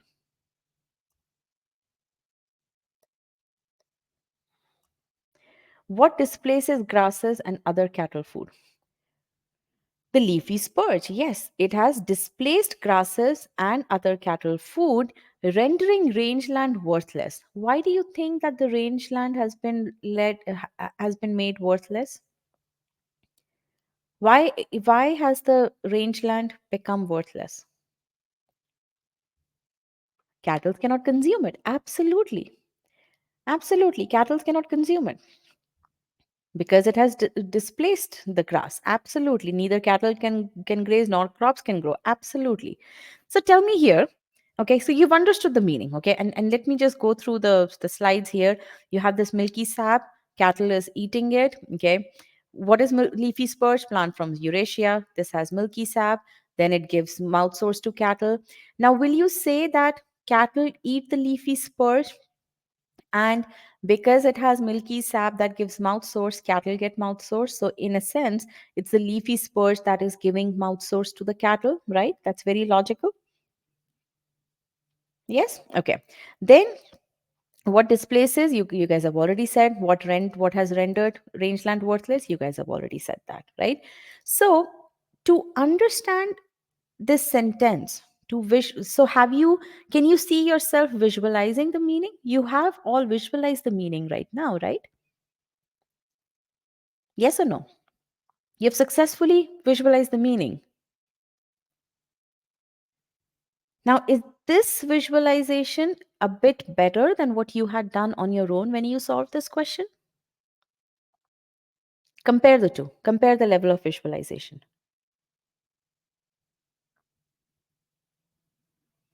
How? Why is this level of visualization better than what you did on your own? Now, remember, I showed you these pictures after you were done visualizing, and you can go back through the chart. Okay. I showed you these pictures after you had done visualizing. But what made this visualization more effective? It was broken down into parts, which is your sentence structure. Carol, I think you're giving me too much credit. Okay. I want you to understand all I was doing was asking you questions. Okay, that's all I was doing. I've given you the process, sentence structure. Okay, and I'm asking you those leading questions. You can ask those yourself. Okay, all the questions over here.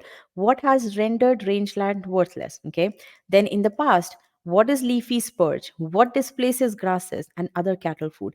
These are leading questions that you have to ask yourself in order to get all the aspects of the sentence. Probe questions, Nikhil. Thank you. That's what we call as probe questions in the e-GMAT course. As soon as you get in the habit of asking these probe questions, you will understand the sentence without any problems. So, sentence structure, by breaking to break the sentence down, asking probe questions, okay, with the intent to understand, to visualize the entire meaning. Okay, that is the key. And if you start doing that today, you will start to see huge improvement in your ability. So I'm going to write that down here in chat. Okay. Again, Carol, not in minute and a half. Nothing that I've said over here when you are learning, you cannot do in minute and a half. Okay. But as you practice this on 20 sentences, you take 4 minutes to do this on 20 sentences. The 21st sentence that you see, you're going to bring the time down. Okay. Think about it. When you start learning how to drive a car, do you start driving it at 60 miles per hour? No, you drive it slow. Why? Because you're learning how to give race to the car. You're learning how to change the gears. You're learning how to turn the lights on and all. First, putting your seatbelt on. All those little steps, right? You're learning those one by one. In that case, you're not driving the car right away at 60 miles per hour. Okay, the same thing is over here. You're learning the process. Okay, so I'm going to write this down over here. Sentence structure, split the sentence. So for that, you have to learn master comprehension, okay, through master comprehension course. Okay, and then you basically ask probe questions. Okay, all of this with the intent to understand the entire meaning. And again, if I sound repetitive, there is a reason why I'm repeating myself, because I want to make sure that you all get this. Because if you get this part, sentence correction is going to be a cakewalk. Understand the meaning. And thank you, Carol. I appreciate your compliment here. Okay. All right. So now we are going to, so again, asking probe questions is very important. Okay. Now let's look at the sentences here. Which sentence communicates the correct meaning? Choice A is wrong. Why is choice A wrong? Let's look at that here. What do you have here? Displacing and rendering. Okay, so right now, the way the sentence has been worded, displacing and rendering have been placed at the same level. Okay, you can see both in red color. Okay, now they cannot be at the same level. Why? Because rendering is a result. Okay, so rendering cannot be at the same level as the cause of it. Okay, so that's why the sentence is wrong. Okay, secondly, as you see on the left hand side here, again the explanations are here. I'm just explaining those a little bit more. As you see on the left hand side, grammatically you're displacing. Now, this is where we are applying grammar rules here, okay? Displacing, rendering, we have identified that they appear to be grammatically parallel, but always you have to ask that question, are these two logically parallel? And how will you answer that question about logically parallelism, about whether they're logically parallel? By, you can answer that question only if you have full understanding of the meaning, which you do, okay? So that's the reason why this choice is wrong. Now, purely from grammatical perspective, displacing can either modify the entire 5 acres, okay, or just the preceding clause, which is that gives mouth source to cattle. So you see the thing in purple here. Let me just highlight that. You see this part here, this, so displacing could either modify this part or it could modify this, neither of which is logical, is logical, which is why this sentence is wrong. Okay, any question on choice A? 7 of you selected choice A as the correct answer. Okay, don't see any questions. Choice B is absolutely correct. Now, the reason why, and now, so first of all, let's see what makes choice B correct. That gives mouth source to cattle and displaces grasses. Now, what are these two talking about? These two are talking about the leafy spurge. Okay, this one is talking about the leafy spurge, and that gives us also talking about leafy spurge, and these two make perfect sense. Okay, rendering rangeland worthless, this is the result of these two actions, gives mouth source and displacing, and by the way, this is what leads to the rangeland becoming worthless. That's the meaning that we all understood. So choice B communicates that. Now, the reason why you would have selected this, you would have rejected this choice is that you felt that it's not the leafy spurge that has the milky sap, it has the milky sap. Okay, so the reason why you would have rejected this choice is that you would have thought that gives modifies milky sap, okay? And that is not correct over here, okay? Observe the entire sentence over here. A leafy spurge, so you look at the dark green area, okay? This, a herbaceous plant from Eurasia with milky sap. Now, this is in parentheses. Whenever you see a comma pair, you always have to consider that as a parenthesis. Okay. So essentially, think of it as in your sentence structure, milky sap. There's a comma pair here. Okay. So you have milky, you have a comma before that, and then you have a comma after Eurasia. That's a comma pair. Okay. So consider that as a parenthesis. Okay, which means that leafy spurge, a herbaceous plant from Eurasia with milky sap, this is all one big happy entity, which is being modified by that gives. Okay, that gives and that displaces. So overall, that gives and displaces is talking about leafy spurge. Okay, so this sentence is absolutely correct. Okay, now Prashant, are you rejected choice B because it has two and? Again, are you saying that gives mouth source to cattle and displaces grasses and other cattle food? Again, that's a very superficial reason. Okay, so you have to focus on the sentence structure, Prashant. That's my feedback to you. Shivani, logically, again, this is important to understand. Logically, yes, it's the milky sap that gives mouth source, but where is the milky sap? Milky sap is part of the leafy spurge, right? So ultimately, it's the leafy spores that's giving the mouth source through milky sap because it has milky sap. Okay, so again, that is where you have to understand you have to visualize the whole thing. Milky sap is not a separate entity from leafy spurge, it is part of leafy spurge. We say plants make food, right? Plants, there's photosynthesis that happens in plants. We can say, okay, leaves do photosynthesis, but saying plants engage in photosynthesis, that's absolutely logical, right? Because leaves are part of the plant. Okay, that's not ambiguous. Why is that ambiguous? I'm not removing milky sap from my sentence. Okay, I am still giving milky sap the credit. I'm saying leafy spurge with milky sap that gives mouth source to the cattle, right? There's nothing ambiguous about it. It's still, again, all the aspects of the meaning are still preserved here.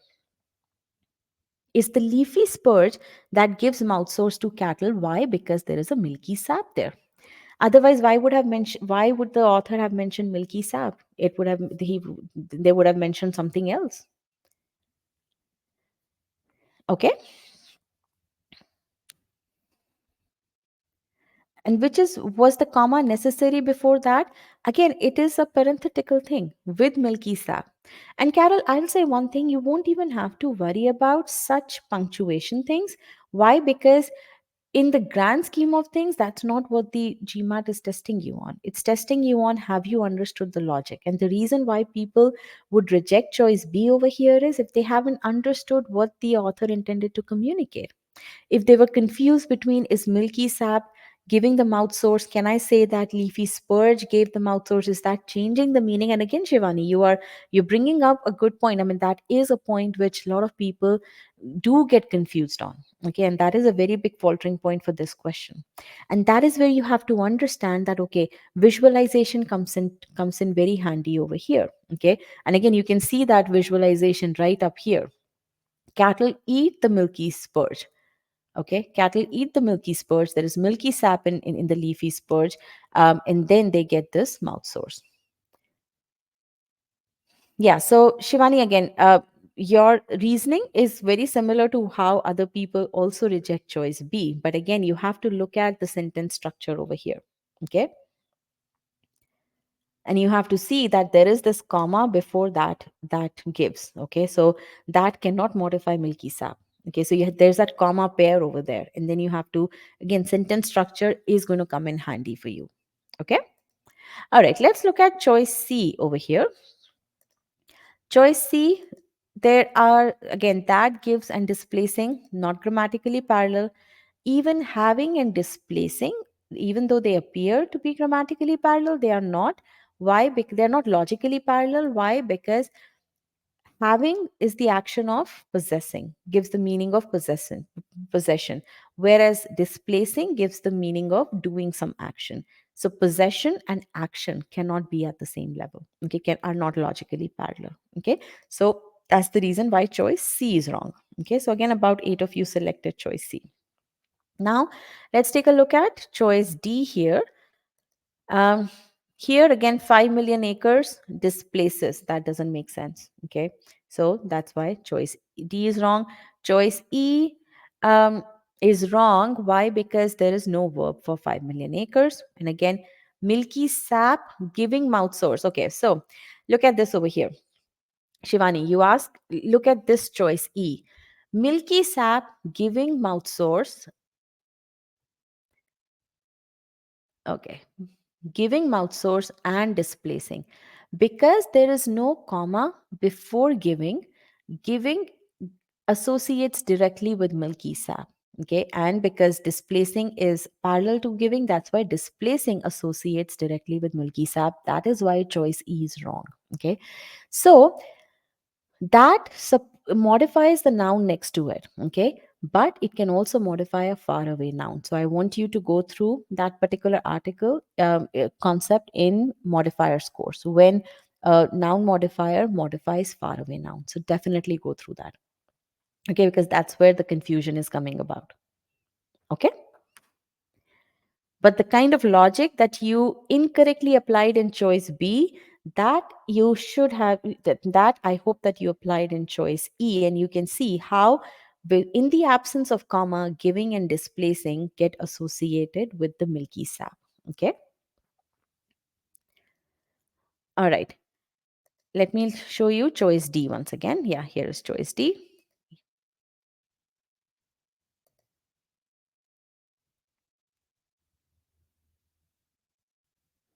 Okay, again, there was some grammatical discussion that we got involved in. Okay, but the main thing over here is that if you understand the logic of the sentence, then there are lots of choices which you can simply eliminate. Now, for certain other choices, you will need to know your grammar rules. For example, if you know, how do you associate comma pairs? Okay, that is something which you will learn in the course through the various examples that we have. Okay, why is the why are those two modifiers modifying milky sap in choice E but not in choice B, right? So you will understand all of these nuances as you go through the course. Okay. But the main thing over here is that you will be able to eliminate a number of choices purely based on the understanding that you have of the sentence. And for that, you and whenever you get stuck over there, it what that indicates is that you have a superficial understanding. So I want you to take that as an input into the next exercises that you solve. Okay.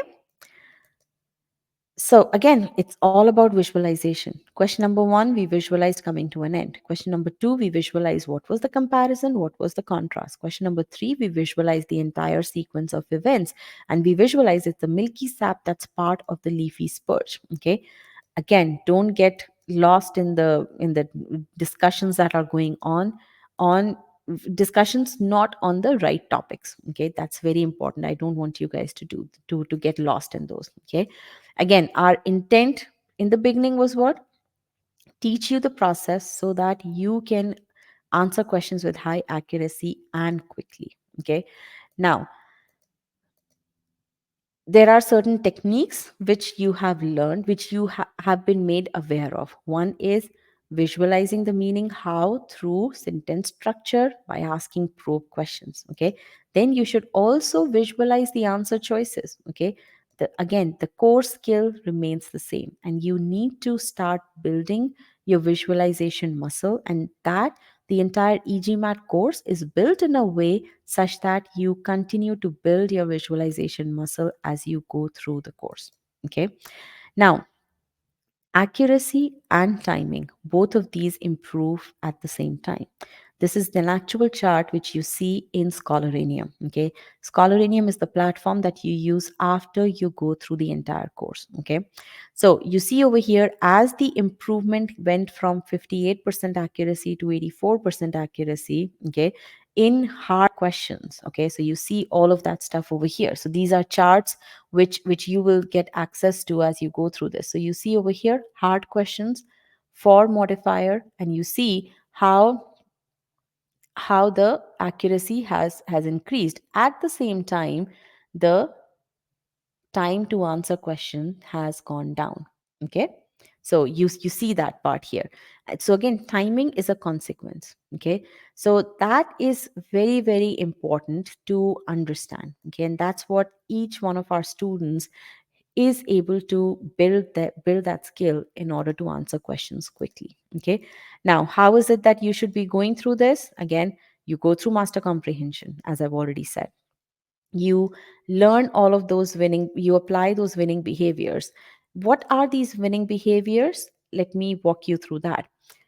You get that personalized feedback with every 15 minutes that you spend on the platform. You get this personalized feedback. You have to take that feedback with you. If you score 80% or higher, then that's good. If you score anything lower, for example, in this file, the verb sequencing practice file, you this student scored 67%. That's an indication to revise it right there and then. Okay, so that you fix all your gaps. Okay, now every quiz that you take on the platform, we want you to revise that right away. Okay, and that's because it's such an important behavior. That's the reason why we have built technology to track that, so that you know that it's such an important thing. Okay, why do we have master comprehension course? Because why have we taken so much pains to create that? Because we know that's important for you. Why do we have the sentence structures done for every question? We could have taken the easy way out and simply given you long textual solutions, right? No, we don't do that. We give you detailed sentence structures so that, because that's important for you. Okay, why do we have the tracking of how much time you have taken before review, and or how much time did you actually spend in doing the review? Because that is very important.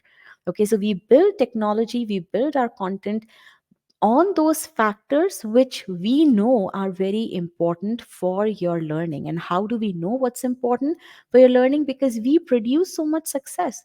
We iterate on our offerings based on the feedback that we get from our students. Okay, so utilize those things, very important. Utilizing those things is very important. You see over here timing stats. How many e-GMAT? So we have lots of e-GMAT students here, right? Do you take an account of the timing stats that have been given to you? Time taken by you, what was the median time? Take that very seriously, okay? Very, very important, right? So it's important to look at, when you revise, when you look at the solution, why is it that you took longer? Okay, it's okay to take more time, but what's not okay is to not even look into the details of why is it that I took longer. Okay. Now, the same way over here, this student, for example, reviewed the questions that they got wrong. That's really good. But the question on which they spent so much time, upwards of 3 minutes, they didn't review that. That's wrong. Okay. So, again, we give you all of this information so that you, with the intent to instill these winning behaviors in you. Okay. Now, the last module of sentence structure course, this is what I was talking about for all the e-GMAT students who are stuck in cementing. Go through this module multiple times. Okay. In the SC filling error log, I have gone through at least two examples to teach you how to fill the error log and how do you make decisions on how to proceed with cementing, because that's very important. Okay. Now, now we don't build error logs for you because nobody else can build an error log which is specific to you. Because why is it that you have made the mistake in that question? That is something only you know. Okay. One question may have five different faltering points. There could be five different reasons why a student could have made mistake. Okay. What is that one reason that's applicable to you when you solve that question? That is only something that you know. Okay. Which is why filling the error log, we can create technology for that, but we know that's not going to be fruitful exercise for you, because then the very action of you writing that down consciously, that's not going to happen. Okay, so that's the reason why we want you to go through this. We've spent the time in creating this module so that we teach you how to do this. Okay, now what else? I think we that is the overall process. Is the Errorlog module available to non-eGMAT user? No, it is not. It is only for eGMAT students. So again,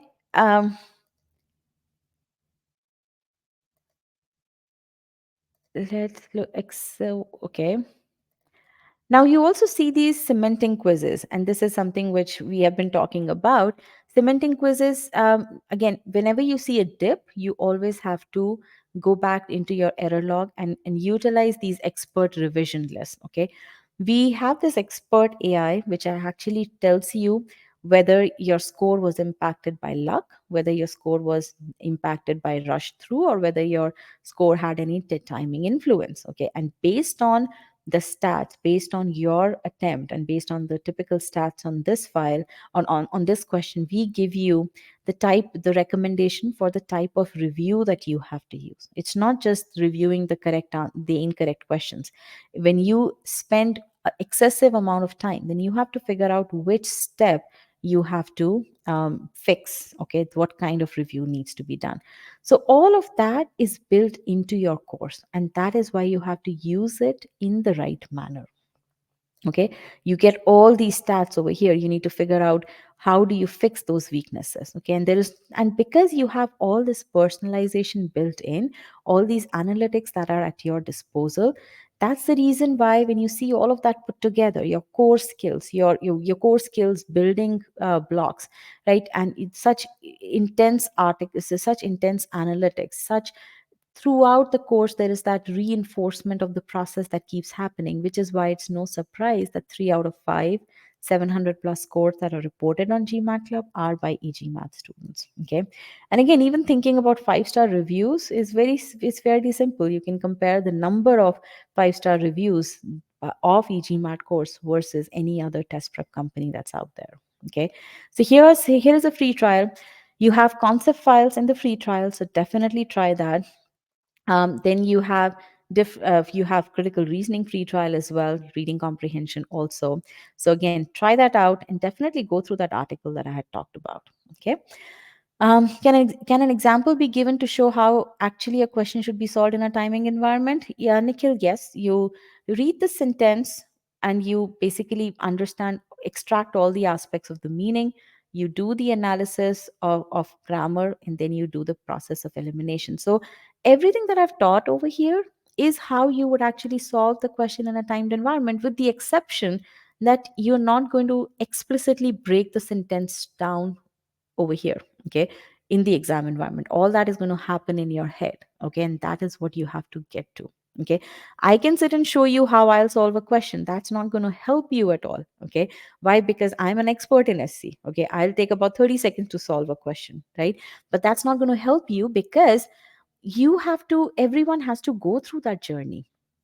Okay, so you have to, what we have done in the EGMAT course is broken down those steps in the journey for you. Okay, so it's you who has to now take that journey with us, and then work on each and every step one at a time. Okay. Jit, I've exhausted my cementing quizzes, but still have not passed. I've restarted the course, but how do I test myself again? Jit, write to our support team. Our strategy experts will take a look at your account and give you recommendations. Okay, so definitely do that. How many of EGMA students have actually written to our support team? I'm actually surprised that I have to say that over and over again. Definitely write to them. They are here to help you out. Okay. All right. Um,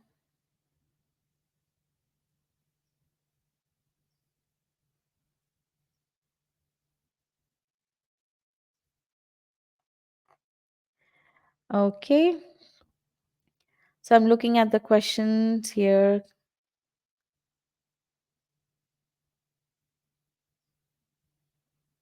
Okay, so Shalini, okay, I can see that. About a month ago, I was answering 9 out of 10 questions correctly in both SC and CR. What difficulty level? While attempting a custom quiz, medium and hard, okay, immediately after completing the lessons, but my score has dwindled back to 50 to 70%. Cannot figure out the reason. Strategic review, Shalini.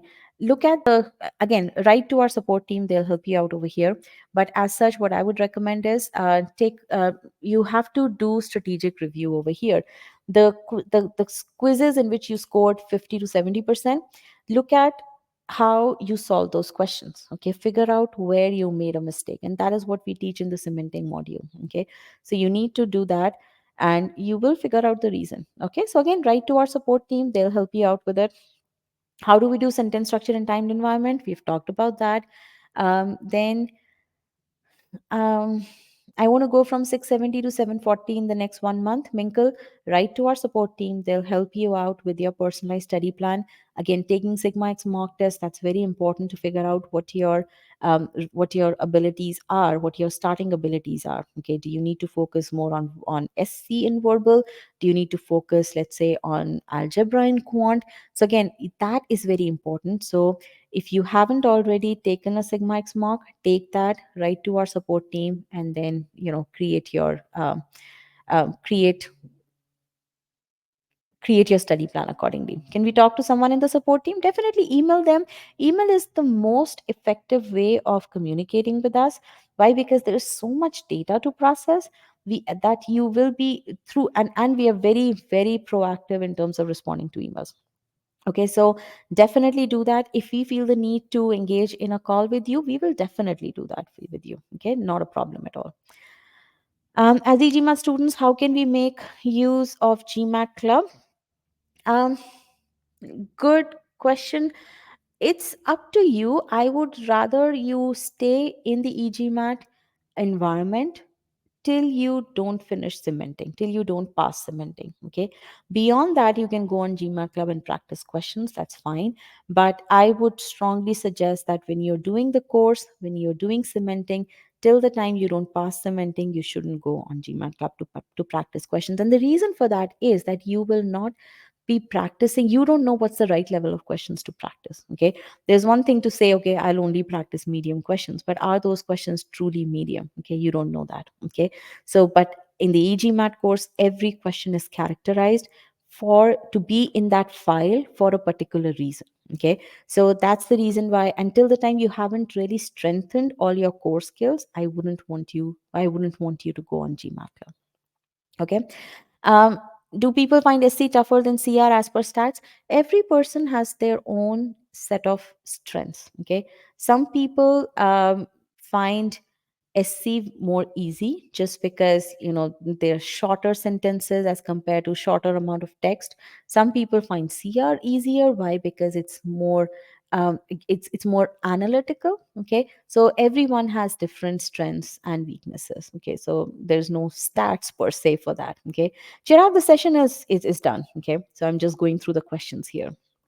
Okay. Oh, I have to share the screen. I have to share certain.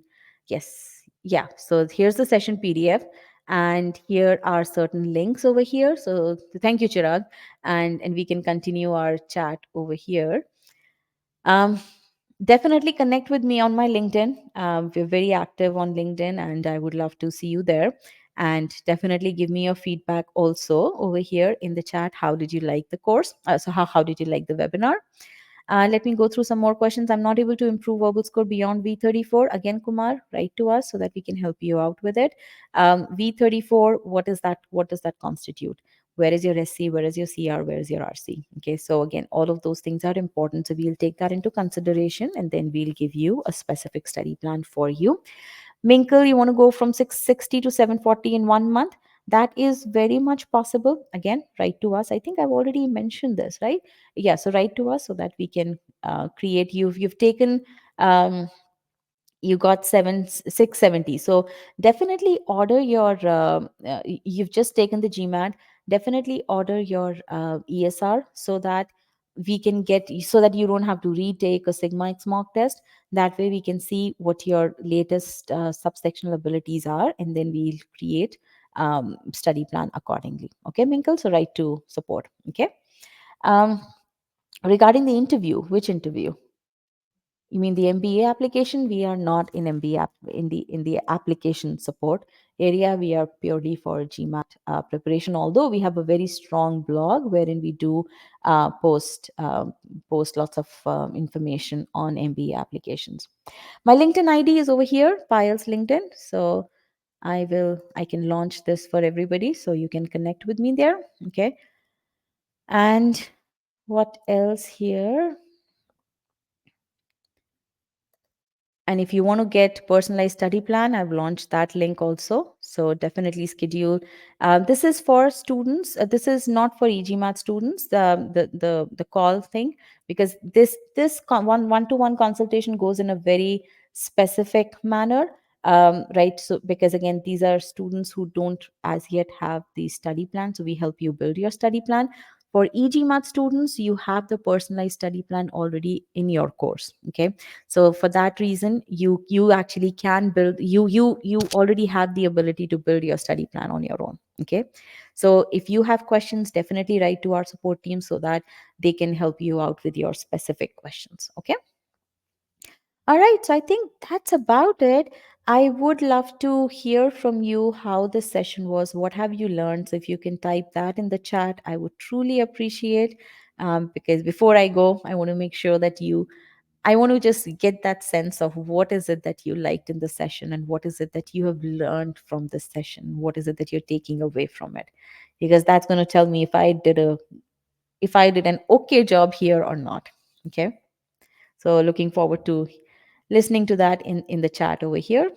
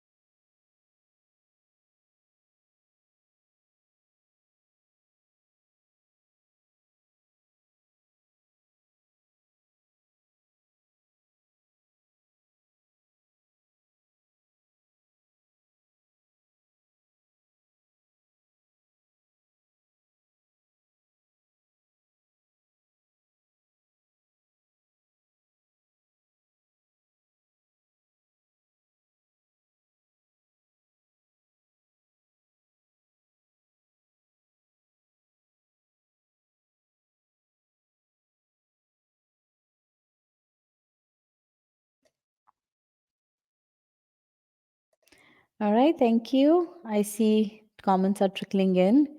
It's good to read that, and thank you very much.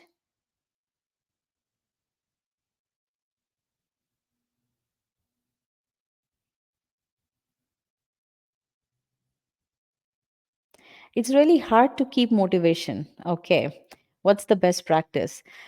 Very good, Suvo. I would, it's okay. So, a lot of what I write on LinkedIn is about motivating my students. So, that's why I would strongly recommend that you connect with me on LinkedIn. And I know it's difficult to stay motivated in this journey, especially if you have, especially because you have a full-time job and a family, right? It's one thing for students who are in college to prepare for the GRE. It's a whole different affair for working professional to prepare for a test like GMAT. Okay. Which is why at e-GMAT, our sole purpose is to make learning exciting for you, to make you learn the stuff that you truly need to learn and not worry about anything else. I'm so glad, Suvo, that you mentioned this point.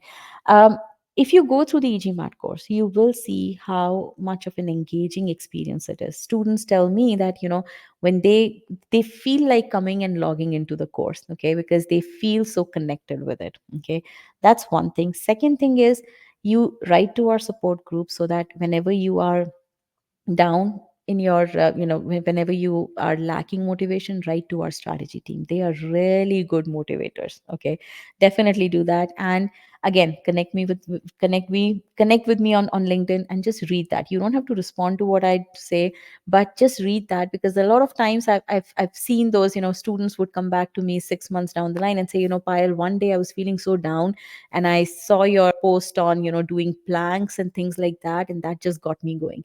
So some things, we just connect with some things on certain days. So if you have those three things in place, which is first one, the e-GMAT course, second, our strategy experts, third, just connecting with me, that would truly help you. um, we will I will Yeah, so that's what I would suggest. Okay. All right, so I think, thank you so much for such overwhelmingly positive inputs from you guys. Really enjoyed conducting this webinar, and frankly, Saturday mornings are one of my most sought after mornings, because I get to connect with our students, I get to connect with our prospects, and just, help them get to the next stage in their GMAT prep. It's really nice to connect with you all. Good luck for your preparation. Write to us. We are there to help you out. Okay. Thank you. And we'll be sending you the recording shortly. Yeah, so you can definitely look at that as well. Okay. Bye bye.